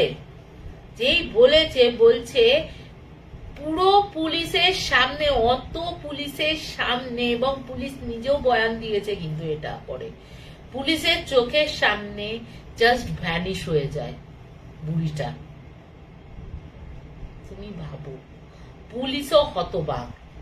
এবার ও পুলিশের কাছে খবর যায়। পুলিশের কাছে খবর যাওয়ার পর পুলিশ বাড়ি থেকে খবর দেয় যে আপনার মাকে যদি আপনাদের বাড়ি যায় তখন কিন্তু আপনারা আমাদের খবর দেবেন। যথারীতি ওরা তো জানে যে পুলিশ, তাহলে কি পুলিশ ছেড়ে দিয়েছে? বলছে না, আপনার মা ভ্যানিশ হয়ে গেছে। বলছে আমার মা কি করে ভ্যানিশ হয়ে যাবে? কোথা থেকে ভ্যানিশ হয়ে যাবে? এই আবার কি অদ্ভুত কথা বলছে। পুলিশও বিশ্বাস করতে পারে না, পুলিশের ওরাও বিশ্বাস করতে পারে না। কিন্তু ওই ফোনটা রাখার সাথে সাথে কিন্তু ছেলে দরজায় বেলের আওয়াজ পায়। দরজাটা খুলে দেখে ওর শাশুড়ি। বলছে, ছোট ছেলেটির গলায় বলছে, হাসছে আর বলছে, কিরে আমাকে আটকে রাখবি? তোকে তো বাঁচতে দেবো না, একটাকে খেয়েছি আর তিনজনকে খাবো। এই করে ওর ছোট ছেলের যে বউ ছিল সে তো খুবই বড় ছেলের যে বউ ছিল সে তো খুবই অসুস্থ হয়ে পড়েছিল। ছেলের মৃত্যু শোক নিতে পারছিল না, তাকে বাপের বাড়িতে পাঠিয়ে দেওয়া হয়। নাতনি কিন্তু তার বাবার কাছেই থেকে যায়। নাতনি যেহেতু স্কুল পরীক্ষা চলছিল, সেহেতু নাতনি বাবার কাছে থেকে যায়। এরপরে ছেলেটি তখন বলছে, তুমি এখানে কি করে এলে? বলছে যে আমি যেভাবেই আসি না কেন, একটাকে খেয়েছি, আরো তিনটেকে খাবো, এরকম করে বলতেই আছে। একটাকে খাবো আর বাদ বাকি তিনটেকে খাবো। হ্যাঁ, তোদের তিনজনকেও বাঁচতে আমি দেব না। তোর জন্য আমার জীবনটা শেষ হয়ে গেছে, আমাকে অকাল মৃত্যু হতে হয়েছে, সেহেতু অকাল মৃত্যু হয়েছে আমার, তোদের আমি বাঁচতে দেব না, তোদেরও আমি শেষ করে দেব। এবার ও কিন্তু যথারীতি পুলিশে ফোন করে। পুলিশ যখন আসে বাড়িতে আবার গ্রেপ্তার করার জন্য, ওকে কিন্তু কোথাও পাওয়া যায় না। ওই বুড়িকে বাড়িতেও যায়, বাড়িতেও কিন্তু কেউ নেই, তালা মারা রীতিমতো। বুড়িটা কিন্তু পুরো ভ্যানিশ হয়ে যায়।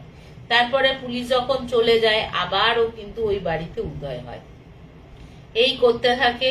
এই করতে করতে 2009-2010-এর প্রায় মার্চ এপ্রিল মাস নাগাদ যখন এই অবস্থাটা হতে থাকে, জেঠুকে আবার ফোন করা হয়, জেঠুকে আবার ফোন করে নিয়ে আসা হয়। নিয়ে এসে দেখা যায় যে ওর মায়ের মধ্যে ওই ছেলেটির আত্মাটা ঢুকে বসে রয়েছে, এবং তার আত্মাটা এতটাই শক্তিশালী হয়ে গেছে যে ওর মা কিন্তু অনেকদিন আগেই মরে গেছে। ও জাস্ট পজেস করে রেখেছে বলে ওর শরীরটা চলাফেরা করছে। ওর মায়েরও অবস্থা কিন্তু ওই সেই ছোট ছেলেটির মতন হয়েছে। ওকে বের করে দেয়া হলো প্রথমে, ঠিক আছে। ছেলেটি তো প্রথমে কিছুতেই, ছোট ছেলে বেরোবে না, সে মানে প্রায় 3 দিন ধরে যাগ যজ্ঞ ক্রিয়া কার্যকলাপ শ্মশানে নিয়ে গিয়ে করার পর যখন বডিটা ছাড়ার পর দেখা যায় সত্যি বুড়িটা কিন্তু মারা গেছে, মানে শাশুড়ি মাটা মারা গেছে, ঠিক আছে। এবার যথারীতি বডি আবার পোস্টমর্টমে দেয়া হয়। আবার পোস্টমর্টমে দেওয়ার পর দেখা যায় যে সত্যি ওরা মানে হার্ট অর্ধেক খাওয়া, লিভার কিডনিও অর্ধেক খাওয়া। এবার শ্রাদ্ধ শান্তি করা হলো।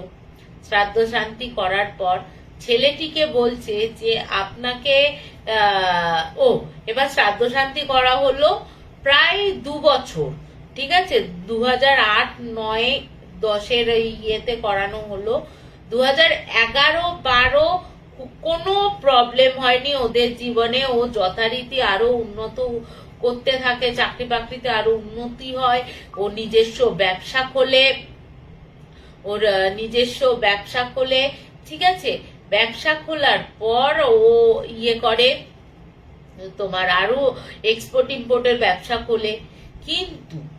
কিন্তু হঠাৎ করে ওদের যে গ্রামের বাড়িটা আছে ওই বাড়িতে ফসলের জন্য কোনো প্রবলেম দেখা দেয় এবং উনি কিন্তু ওই বড় ছেলের বউ আর তাদের যে একমাত্র মেয়ে রয়েছে সেই মেয়ে কিন্তু তাদের বাড়িতে যায়, ঠিক আছে। ওই গ্রামের বাড়িতে গেল। গ্রামের বাড়িতে যাওয়ার পর কিন্তু তোমার থাকা শুরু করলো। প্রথম 1 সপ্তাহ কোনো প্রবলেম হয়নি। দ্বিতীয় সপ্তাহ পর থেকে শুধু মেয়েটিকে দেখা যায় যে খালি ওই যে ছোট কাকুর ঘরটা ছিল ওই ছোট কাকুর ঘরে চলে যেতে, ঠিক আছে। কোনো কারণ অকারণ ছাড়াই ছোট কাকুর ঘরে চলে যেতে শুরু করে। এবার ছোট কাকুর ঘরের সামনে গিয়ে দাঁড়িয়ে থাকতো। প্রথমে তো ঘরের সামনে। একদিন রাত্রির বেলা যেহেতু জেঠু বলেছিল ওই ঘরটা কখনো খুলবেন না, খুললে বড় বিপদ হয়ে যাবে।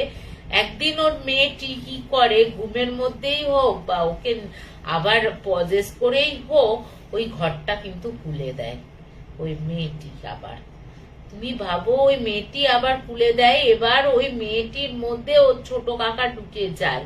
ছোট কাকা ঢুকে গিয়ে তোমার পরে হচ্ছে তোমার ছোট কাকা যখন ঢুকে গেছে, ছোট কাকা ঢুকে গিয়ে কিন্তু ওর মধ্যে সেই যে আবার তন্ত্রক্রিয়া যে মন্ত্র গুলো করছে সেইগুলো আবার জাগ্রত করার চেষ্টা করে।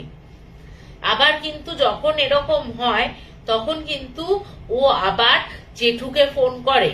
জেঠুকে ফোন করার পর বলে যে আমার মেয়ে এরকম করছে, বুঝতে পারছি না। বলছে তাহলে দরজাটা কে খুললো? বলছে দরজাটা তো আমরা কেউ খুলিনি, কিন্তু আমাদের যখন ঘুম ভাঙে পরের দিন সকালবেলা গিয়ে দেখি আমাদের মেয়েটি ওর ঘরে বসে এরকম কাজকর্ম করছে।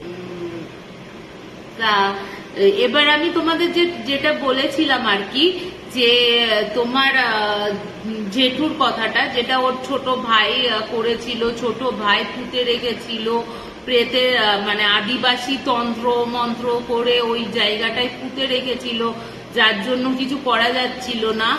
এরপরে শুরু হয়েছিল শাশুড়ির ওপর অত্যাচার, শাশুড়িকেও ধরেছিল।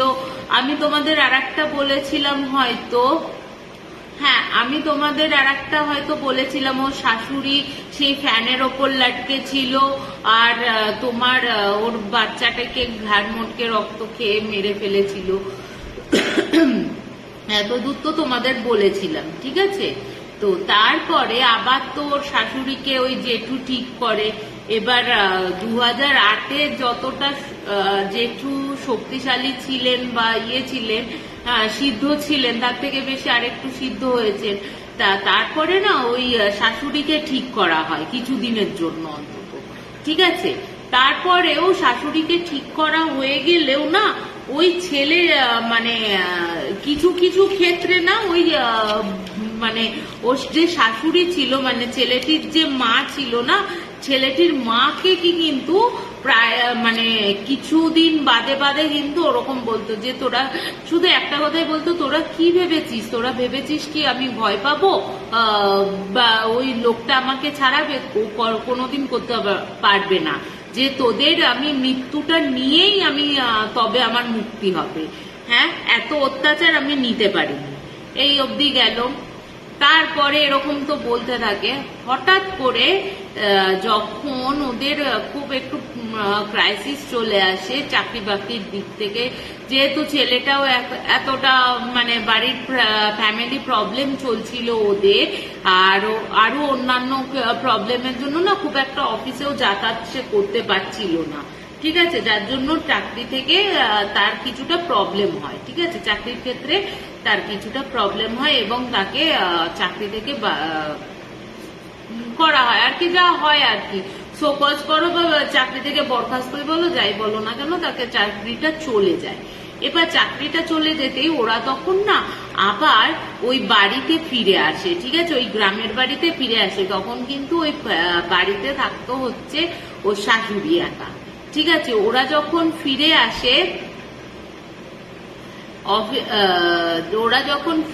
আসে, হ্যাঁ, অফিস না গেলে কি আর করবে, সেই স্বাভাবিক।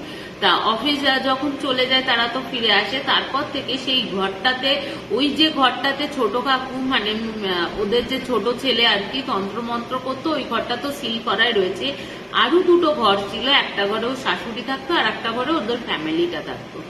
একদিন দেখছে কি ওর যে মেয়েটা ছিল, মেয়েটা মাঝ রাত্রির বেলায় না ওই ঘর থেকে বেরিয়ে কাকুর ঘরের দিকে চলে যাচ্ছে, মানে ওর কাকুর ঘরের দিকে, ও ছোট ছেলেটার ঘরের দিকে চলে যাচ্ছে। তা ওর মা দু একদিন এরকম টেনে এনেছে, তা ও কিছু আর কোনো কথা বলে না, যে তুই কেন চলে যাচ্ছিস, ওকে যদি জিজ্ঞেস করা হয় ও কোনো উত্তর দেয় না। তা ওর মা ওকে টেনে নিয়ে ঘরে চলে আসে। এরপরে একদিন দেখছে যে বন্ধ ঘর, হ্যাঁ বন্ধ ঘর, রাত্রির বেলা, ওদেরও ঘর বন্ধ, কাকার ঘর বন্ধ, আর ঠাকুমারও ঘর বন্ধ, ঠিক আছে। ঠাকুমার ঘর বন্ধ হওয়ার, এই তিনটে ঘর বন্ধ, কিন্তু মেয়েটা কোনো কারণে বেরিয়ে ওই বন্ধ ঘরের মধ্যে ও সেই মেয়েটা কি করে ঢুকতে পারে, যেটা সিল করা, পুলিশ গিয়ে সিল করে দিয়েছিল। এবং পরবর্তী ক্ষেত্রে যখন ইয়ে করা হয়, যেটু গিয়েও ওই জায়গাটায় সিল ফিল করে দিয়েছিল, ওই জায়গাটায় পুরোই মানে ওই দরজাটা পুরোটাই সিল করা। ওই সিল করা অবস্থাতে ওই মেয়েটা ভেতরে চলে যায়। হয়তো ওর কাকার আত্মাই বলো বা ওই আদিবাসী তন্ত্রের যেসব নেগেটিভ এনার্জি বলো, তারাই বলো না কেন, তারা হয়তো ওকে ঢুকতে সাহায্য করেছিল।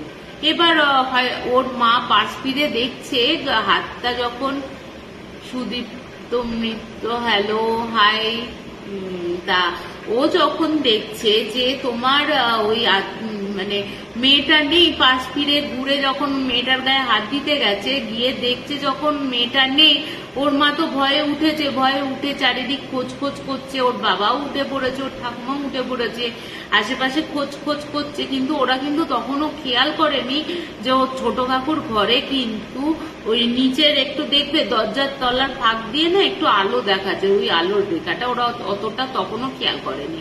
খোঁজ খোঁজ করছে। এবার খোঁজ করতে করতে ওর ঠাকুমার খেয়াল হয়েছে যে ওই দরজার তলায় আলো জ্বলছে, হ্যাঁ দরজার তলা দিয়ে আলোটা সরু লাইন দেখা যাচ্ছে। এবার ওর ঠাকুমা দরজায় গিয়ে দুমদুম করে ইয়ে করছে, মারছে, খোল খোল বাবা বাছা করছে, ও তো কোনো ইয়ে করে না। এবার ওরা তিনজনেই ভালো করে পরিষ্কার ভাবে শুনছে ওই মেয়েটির গলার আওয়াজে ও ছোট কাকু কোনো তন্ত্র মন্ত্র ক্রিয়া কলাপ চালু করেছে, মানে ওদের কোনো মন্ত্র উচ্চারিত করছে এবং বেশ লাউডলি উচ্চারিত হচ্ছে। যে বাচ্চা মেয়েটা উচ্চারণ করছে তা কিন্তু নয়, এবং বাচ্চা মেয়েটার হয়ে ওই ছোট কাকুর গলার ভয়েসে কিন্তু উচ্চারিত হচ্ছে। হ্যাঁ, এই দেখে তো এবার ওরা তো বেরও করতে পারছে না, কারণ দরজা তো বাইরে থেকে সিল করা।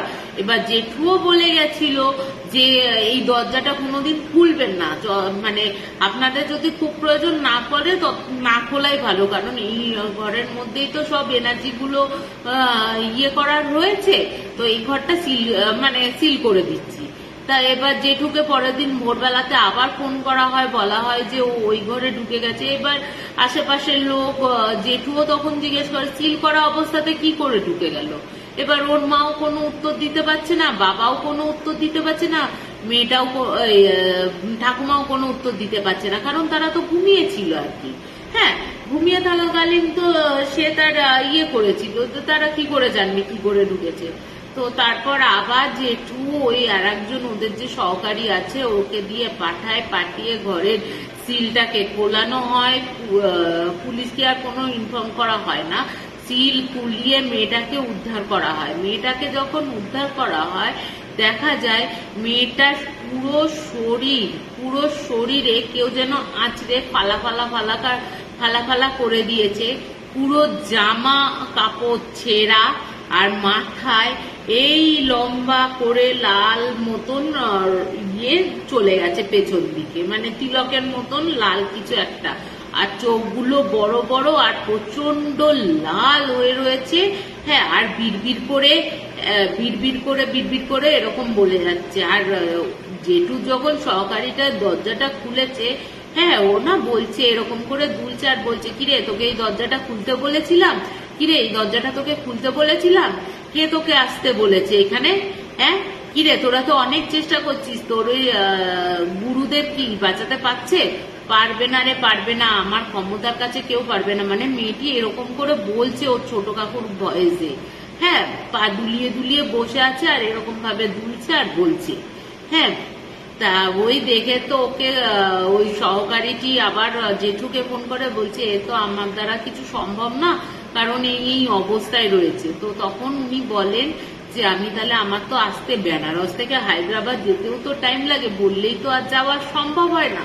তখন ও বলে আমি কিছু ইয়ে দিচ্ছি, তুই ওইগুলো চ্যান্ট করতে থাক, চ্যান্ট করতে করতে ও দেখবি যখন আস্তে আস্তে শান্ত হয়ে যাবে তখন তোরা ওকে ওই ঘর থেকে ইয়ে করে নিয়ে আসবি। আর পুরো ঘরটাকে আমি যে মন্ত্রটা দিয়েছি, যে গৃহবন্ধনের মন্ত্র, ওই বন্ধনটা করে দিবি। তা ও বেশ প্রায় 3-3.5 ঘন্টা মতন ওই মন্ত্র উচ্চারিত করতে জোরে জোরে লাউডলি চ্যান্ট করতে ওই মেয়েটা না একটু থিতু হয়, যে ওই একটা উগ্র ভাব ছিল ওকে দেখে, সেই উগ্র ভাবটা কেটে যায়। ঠিক আছে, এবার উগ্র ভাবটা কেটে যেতেই তখন ওই একটু ঝিমিয়েটা যখন পড়েছে মেয়েটা, তখন ওই সহকারী লোকটা গিয়ে ওকে বের করে নিয়ে এসে সঙ্গে সঙ্গে ঘরটাকে তালা মেরে পুরো ঘরটাকে বেঁধে দেয়।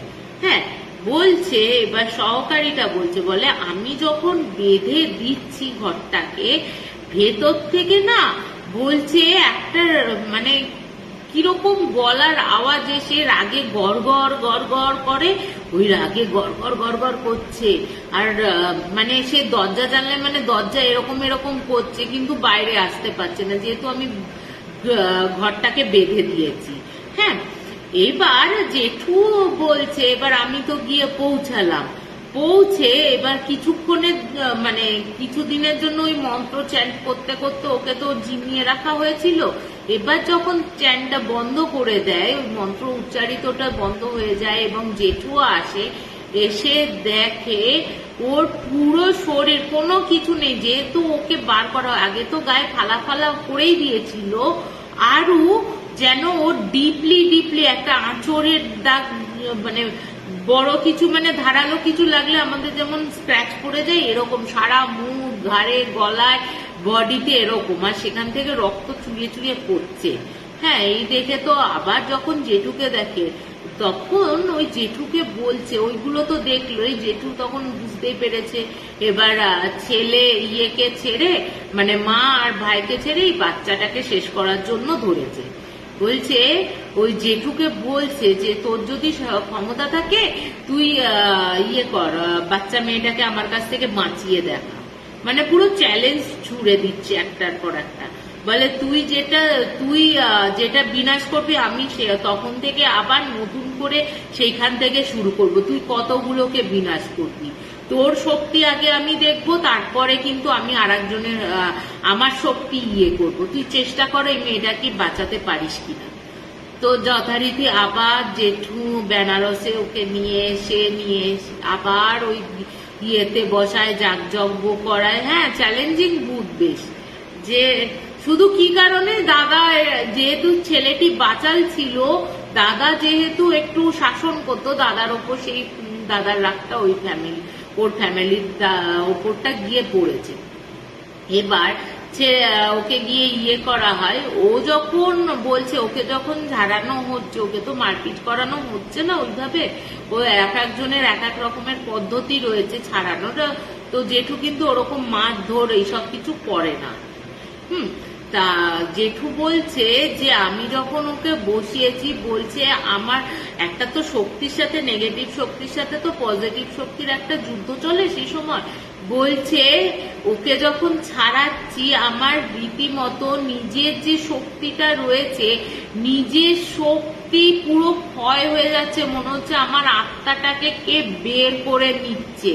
হ্যাঁ, অদ্ভুত টাইপের কিসের এত হিংসা, ওই যে মার খাওয়ার হিংসা। তোমাকে যদি রেগুলার কেউ বাচালতা করতে বারণ করে, একটা জিনিস বারণ করে, দিনের পর দিন মারধর করে, ওই মানুষটার উপর কিন্তু তোমার অটোমেটিকলি রাগ আসবেই। তা এবার বলি, তা এই যেটা হচ্ছে, তখন বলছে আমার না আত্মাটাকে মনে হচ্ছে কে ছিঁড়ে নিচ্ছে। বলছে তুই তোর বাড়ি গৃহবন্ধন করে এসছিস, দেখ এবার কি হয়। বলছে যে আমাদের যে আশ্রমটা রয়েছে, যেখানটা আমি বসিয়ে ওকে করছি, ওকে তো শ্মশানে নিয়ে যাওয়া হয়নি, ওকে অগরি মানে কিনারাম বাবার আশ্রমে করা হয়েছিল। ওই কিনারাম বাবার আশ্রমে যেন ঝড় উঠেছে, শুধু কিনারাম বাবার আশ্রমে। বলছে আজ আমি সমস্ত কিছু, বলছে এত জোরে জোরে হাওয়া দিচ্ছে, একটা বড় গাছ পর্যন্ত পড়ে গেছে। মানে ভাবো, এতটা রাগ ও শক্তিটা দেখাচ্ছে। বলে তুই আবার আমাকে বের করলি, তো দেখ এবার একে আমি নিয়ে ছাড়বো। তো মেয়েটিকে তারপরে ছাড়ানো হয়।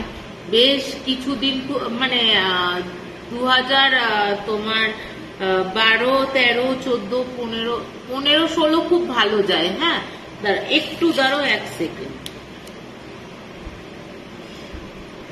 হ্যাঁ, 2017-তে আর কোনো প্রবলেমটা হয় না।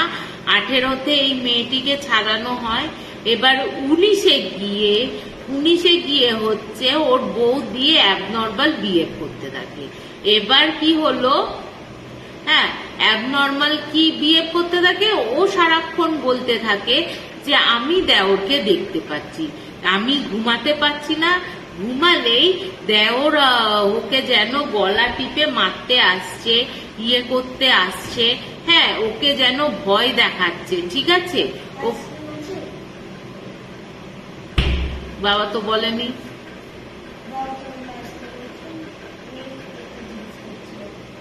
নেই, বাবা তো কালকে খেয়ে নিয়েছে দুটো। যাই হোক, সরি। তো এবার যেটা আমি যা বলছি, হ্যাঁ, পুরোনো ফ্যামিলিটাই তো অদ্ভুত। হ্যাঁ, সত্যি অবশ্য পুরো ফ্যামিলিটা না, শুধু ওই একটা মানুষ এই পুরো ফ্যামিলিটাকে নষ্ট করে রাখছে। এবার ওর বৌদি বলছে আমি ঘুমাতে পারছি না, যতবার ঘুমাতে যাচ্ছি ততবার ওর কাটা মুন্ডু, কোনো বডি ফডি নেই, শুধু গলা থেকে রক্তগুলো পড়ছে। ওই মুন্ডুটা এসে বলছে এবার তোর পালা। ও দিন রাত যখনই ঘুমাতে যাচ্ছে শুধু একটাই কথা শুনতে পাচ্ছে যে এবার তোর পালা। ঠিক আছে, এবার তো আবার জেঠুকে ওই 2018-19-এর পর আবার ফোন করা হয় জেঠুকে। জেঠু কিছু করে আর কি, জেঠু আরো কিছু দেয় ওকে প্রোটেকশনের জন্য। একে তো প্রোটেকশন দেয়াই ছিল, ওই প্রোটেকশন গুলো কোনো কাজই করছিল না। একবার ধরছে, কিছুদিন থাকছে, আবার ধরছে। ঠিক আছে, এরপরে যখন মেয়েটিকে এরকম প্রোটেকশন দেয়, তখন ওর দেখাটা কিছুটা বন্ধ হয়, কিন্তু পুরোপুরি দেখা কিন্তু বন্ধ হয়। এরপরে যখন 2020 2020-তে লকডাউন হয়ে যায়। লকডাউনের সময় তো তাদের অবস্থা খুব খারাপ হয়ে যায়, কারণ ছোট কাকু এবার 3 জনের ওপর, মানে মা বাবা ওই ছেলেটির ওপর অত্যাচার শুরু করে।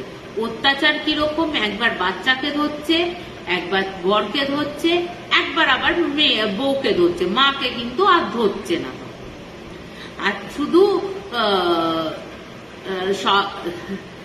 এবার ওরা এবার বলছে যে আমরা হয়তো বেশি ভেবে ফেলছি, ইয়ে করছি হয়তো কারণে। এবার ওরা কোথাও যেতেও পারছে না, যে কাকু মানে জেঠুর সাথে যোগাযোগ করবে সেই যোগাযোগটাও করতে পারছে না। হ্যাঁ, এবার যখন বলছে যে একদিন আমার মেয়ে বলছে ভর দুপুর বেলা কোনো কিছু নেই, কোথাও নেই, হ্যাঁ একদম একা বেরিয়ে গেছে। বেরিয়ে গিয়ে ওদের ওখানে যে তাল গাছ না কি গাছ আছে লম্বা মতন, আমার ঠিক আমি বলেছিল, আমার ঠিক লেখা হয়নি, কোনো একটা গাছ আছে, ওই গাছের মগডালের ওপর গিয়ে দাঁড়িয়ে আছে। ঠিক আছে, ওই মগডালের ওপর দাঁড়িয়ে আছে রীতিমতো। ভাবো তোমরা, হ্যাঁ, যে যেখান থেকে ওই সরু ডালপালা রয়েছে সেইখানে। এবার মেয়েকে খুঁজে পাচ্ছে না আশেপাশের, হ্যাঁ যে আশেপাশের লোকজন, গ্রামের লোকজনও খোঁজাখুঁজি করছে, তারাও কোনো করতে পারছে না। এবার কোনো কারণে ওই পেছনের দিকের ওই চাষি ক্ষেত খামার করতে গেছে বা আরো লোকজন করতে গেছে যাতে ওই দিকটা রয়েছে কিনা দেখতে, ক্ষেতের দিকে গিয়ে দেখছে ওই গাছের ওপর মগডালের ওপর সে দাঁড়িয়ে আছে। তাকে ডাকা হচ্ছে, সে তো পাত্তাই দিচ্ছে না, শুনতেও পাচ্ছে না। বলছে, এবার বলছে আমি জাস্ট ওকে এক আঙুলে টোকা মারবো, তোদের সামনে ওর মৃত্যুটা হবে। হ্যাঁ, এবার ওরা তখন বলছে যে কি বলছিস এই সব কথা, ওর মৃত্যু কি করে হবে, নাম তুই নাম। সে তো কিছুতেই নামাতে পারে না। হ্যাঁ, এবার জেঠুকেও ডাকছে, জেঠু তখন পুরোপুরি লকডাউন আমাদের এখানে 2020-21-এ। হ্যাঁ, পুরোপুরি লকডাউন, সেও আসতে পারছে না, তারও কোনো উপায় নেই। বলছে বিশ্বাস করবে না, ওই গ্রামবাসীরা এবং যারা প্রত্যক্ষদর্শী ছিল বলল ঠিক একটা হাওয়া এলো, হাওয়া এসে মেয়েটাকে পুরো ঝাপটা মারলো, মেয়েটা নিচে পড়ে গেল এবং স্পট ডেড। অত ওপর থেকে পড়লে কিছু করার থাকে না, এবং হাওয়ার ঝটকাটা এতটা হলো যে পুরো শেষ করলো। এবার শেষ তো হলো, মেয়েটার পুলিশ এলো, পুলিশ তো তখন নিয়ে গেছে, পুলিশ নিয়ে গেল, পোস্টমর্টম করলো, উঁচু থেকে মারা গেছে, কাজ ফাজ করলো। কাজ ফাজ করার পর এবার শুরু হলো ওই যে বাচ্চা মেয়েটা আছে, বাচ্চা মেয়েটা খালি তার মা বাবা ঠাকুমাকে দেখা দিতে শুরু করলো কি যে আমি আর তোমাদের ছেড়ে থাকতে পারছি না, তোমরা আমার কাছে এসো, কাকু আমাকে এখানে অত্যাচার করছে। এবার যখনই 3 জনে ঘুমায় তখনই কিন্তু এই স্বপ্নটা করে। এবার ওরা বুঝতেও পারছে না যে কি করবে। এবার জেঠু যেগুলো বলছে সেইগুলোতেও কোনো কাজ হচ্ছে না সেরকম ভাবে। 2 দিন কাজ করলে 3 দিনের দিন আবার জেকে সেই হয়ে যাচ্ছে। এবার জেঠু তখন এই করতে করতে 2022-এর শেষের দিক, ঠিক আছে, এই চলতে থাকে, ঠিক আছে, 2021-এর শেষের দিক। 2022-এ জেঠু বলে না, এর একটা হেস্তনেস্ত করতেই হবে, আমাকে আরো কিছু করতে হবে। ও বলে যে আপনাদের হয়তো এই জিনিসগুলো হচ্ছে, আমি এর মধ্যে কিওর করার চেষ্টা করব, আমাকে আরো কিছুটা টাইম দিতে হবে। তা এরপরে গেল, এবার যখন ওই জেঠু ওদের যখন পরিস্থিতি খুব খারাপ, মেয়েটা মানে মাটা পাগলের মতন হয়ে গেছে, 2 সন্তানকে হারিয়ে, স্বামীও পাগলের মতন অবস্থা, তখন কিন্তু যে এটা ছিল, বউটা ছিল, ওই বউটা যে গাছের গোড়া থেকে, মানে যে গাছ থেকে ওর মেয়েটি পড়ে যায়, সেই মেয়েটি সেই গাছে গিয়েও কিন্তু সুইসাইড করে। এবং কি করে যে সুইসাইড করলো এটাই আশ্চর্য। একটা লম্বা মানে খেজুর গাছের ডালে অতটা ওপরেই বা উঠলো কি করে, ওখান থেকে খেজুর গাছ বলো বা নারকোল গাছ বলো এরকম ডাল থেকে ঝুলছে, ওই অত উঁচু থেকে বডি, মাটাও কিন্তু মারা যায়। থাকলো কে, শুধু বড় ভাই আর মা। এবার বড় ভাই বলতে থাকে মাকে যে মা এবার তোমার পালা, এবার তোমার পালা, হ্যাঁ তোমাকে মেরে তারপর আমি দাদাকে নেব, তোমাকে মেরে দাদাকে নেব, সবাইকে খেয়েছি, সবাইকে নিয়েছি, এবার তোমার রক্তটা নিয়ে দাদার রক্তটা নেব। এই করতে থাকে। 2022-এ আবার যথারীতি জেঠু আসে, 2022-এর শেষে 2023-এ যথারীতি আবার আসে।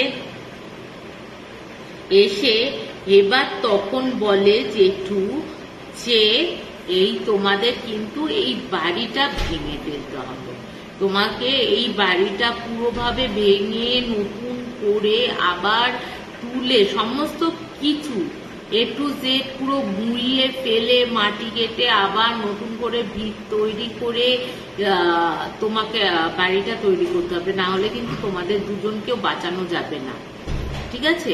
তোমাদের দুজনেরও কিন্তু মৃত্যু অবধারিত। এবার বললেই তো আর হয়ে যায় না যে বাড়ি ভেঙে আবার নতুন করে তৈরি করা, একটা তো সম্ভব হয় না। হ্যাঁ, তো এবার বলে যে তোমাদের কিন্তু এটা করতেই হবে।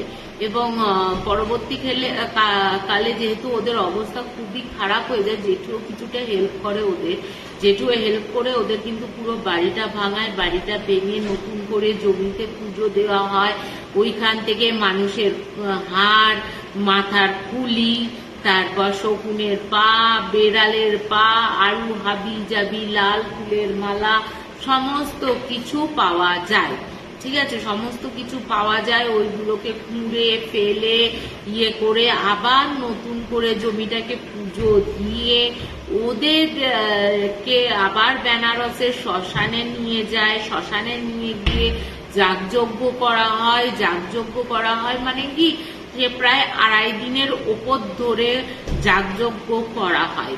যাগযজ্ঞ করার পর অবশেষে বলছে যে ওর দাদার মধ্যে দিয়ে যখন বেরোচ্ছে তখন ওই মানে ওর ছোট ভাই বলছে যে তোর শক্তির কাছে আমি পরাজিত হলাম, আমি একেবারেই বেরিয়ে যাচ্ছি, শুধু আমার জন্য প্রায় 20 কেজির মতন গোলাপ জামুন পাঠিয়ে দে, আমি ওইটা খেয়ে আমি বেরিয়ে যাব। তো 20 কেজি গোলাপ জামুন আনা হয়, ওই গোলাপ জামুন খাওয়ানো হয় ওকে, ওই 20 কেজি গপাগপ খায় লোকটা, খেয়ে ওই বলে আমি বেরিয়ে তো যাচ্ছি, বলে তোকে বেরোতে অন্য কোথাও যেতে আমি দেব না, তোকে ওই যে যজ্ঞটা হচ্ছে ওই যজ্ঞের মধ্যেই তোকে আহুতি হতে হবে, মানে তোকে আমরা আহুতি দেব, তবেই গিয়ে তোর মুক্তি হবে।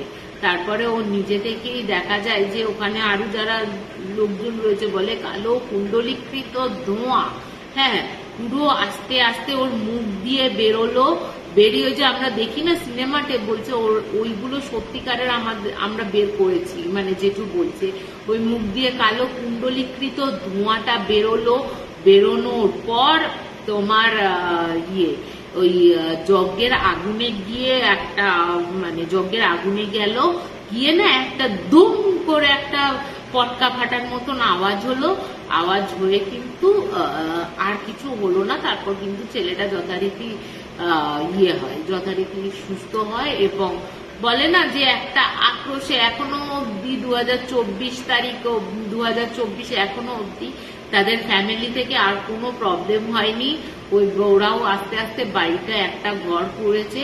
কিন্তু ছেলেটা না একটু অ্যাবনর্মাল টাইপের হয়ে গেছে বড় ছেলেটা, কারণ যে এতগুলো শোক পেয়েছে, নিজের সন্তানের মৃত্যু দেখেছে, নিজের স্ত্রীর মৃত্যু দেখেছে, মানে এগুলো করতে পারেনি। তো ওই যে জমি জমা আছে সেইগুলো একটু আধটু বেচে, যেগুলো আরো ছিল নিজস্ব সেইগুলো দিয়ে ওই মা বেটার এখন সংসার চলছে। তা এই হচ্ছে বুট ফেটেছে, হ্যাঁ সত্যি বুট ফেটেছে। তাই এই হচ্ছে আমার জেঠুর পুরো ঘটনা, যেটা 2008 থেকে 2024-এর কতই জুন দ্বারাও বলছি, জুন না সরি 2024-এর 10ই মে অবধি এই ঘটনাটা ঘটেছে। এত বছর ধরে একটা নাছোড়বান্দা আত্মা মানে কিভাবে একটা ফ্যামিলিকে শেষ করে দিতে পারে, মানে এই একটা আমার কাছে খুব অদ্ভুত লেগেছিল যে একটা আত্মার এতটাই ক্ষমতা হতে পারে যে 2008 থেকে 2024 এত সাল, এত বছর যে ফ্যামিলিটাকে পুরো শেষ করেই ছাড়লো। এখন অব্দিও তারা ভালো আছে, মা ছেলেতে রয়েছে, কিন্তু ওই এতগুলো শোক পাওয়ার পর না ছেলেটার মেন্টাল ডিসব্যালেন্স হয়ে গেছে। তাই এইটা আমার কাছে সত্যি, অমৃতাদি বলছে ভীষণ মর্মান্তিক ঘটনা। সত্যি আমারও নিজের খুব খারাপ লেগেছিল। বলছি এতগুলো আমি ট্রাই করেছি, এত বছর ধরে ট্রাই করেছি, মানে আমি যতবার বের করছি ও ততবার বাপাস আসছে, যতবার বের করছি ততবার বাপাস আসছে।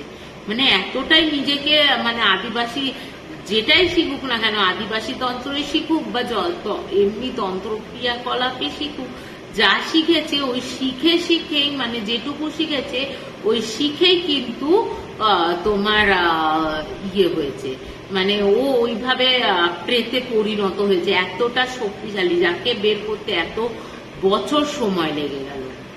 তা নাসরিন বলছে আহারে সত্যি খুব কষ্টদায়ক। সত্যি আমারও ঘটনাটা শুনে অবাক হয়ে গেছিলাম। হ্যাঁ, অসম্ভব পাওয়ারফুল হয়ে গেছিল ওই তন্ত্র মন্ত্র। তারপর ও তো আরো নিজে ওই মাথার ফুলি কোথা থেকে জোগাড় করেছিল, তাদের আত্মাকে ক্যাদ করেছিল। তো এইগুলোর জন্য না ও নিজেও আরো শক্তিশালী হয়ে গেছিল, যার জন্য এত বছর ধরে জেঠুকে কিন্তু বেশ কষ্টসাধ্য করতে হয়েছে। এবং জেঠুকেও কিন্তু তারপরে জেঠু বলছে আমি যখন ওকে বের করি তার প্রায় 1 সপ্তাহ আমি কিন্তু আর কিছু করতে পারিনি। আমি যখনই খেতে যেতাম আমার বমি হয়ে যেত, খেতে পারতাম না। তোমার জেঠু এত পাওয়ারফুল। হ্যাঁ, কিছুটা তো দেখো 2008-এ যে পাওয়ারটা জেঠুর ছিল, 2024-এ উনি আরো সিদ্ধ হয়ে আরো বেশি পাওয়ারফুল হয়েছে। তো আমি বলবো যে আমি একটা ঘটনা বলবো, আমার নিজের পিশাচ চালিত করা হয়েছিল আমারই এক নিকট আত্মীয় দ্বারা। সেই জেঠুই কিন্তু আমাকে বাঁচায়। এবং আমার যে আজ এই যে স্ট্রাকচারটা দেখছো সেই স্ট্রাকচারটা কিন্তু ছিল না আগে। আমার সম্পূর্ণ রূপটা চেঞ্জ হয়ে গেছিল। যদি কোনোদিন সম্ভব হয় আমি আগের রূপ আর ইয়ের রূপটা মানে এখনের অবস্থাটা তোমাদের আমি বলে বোঝাবো। হ্যাঁ, এটা তোমায় হিন্ট দিয়েছিলাম, অবশ্যই হিন্ট দিয়েছিলাম। আমি একদিন অবশ্যই এই প্রেত চালনার কথাটাও বলবো এবং তার পরিণতিটাও বলবো এবং নিজের ওপর 10টা বছর কিভাবে আমি অত্যাচারিত হয়েছি সেই ঘটনাটাও বলবো। ঠিক আছে, নেক্সট যে লাইভে আসবো। তা এই তো জেঠুর ঘটনাটা শেষ করলাম তো আজকের লাইভে। তা আজকে আমি প্রথম এই ঘটনাটা বলি। তা এই ঘটনাটা এই লাইভের আজকের প্রথম ঘটনাটা বলবো হচ্ছে একটা হোটেলের। এটাও কিন্তু মারাত্মক ঘটনা। ঠিক আছে, please subscribe to our channel Hana Tales. Comment, share, like and don't forget to hit the notification bell for more videos.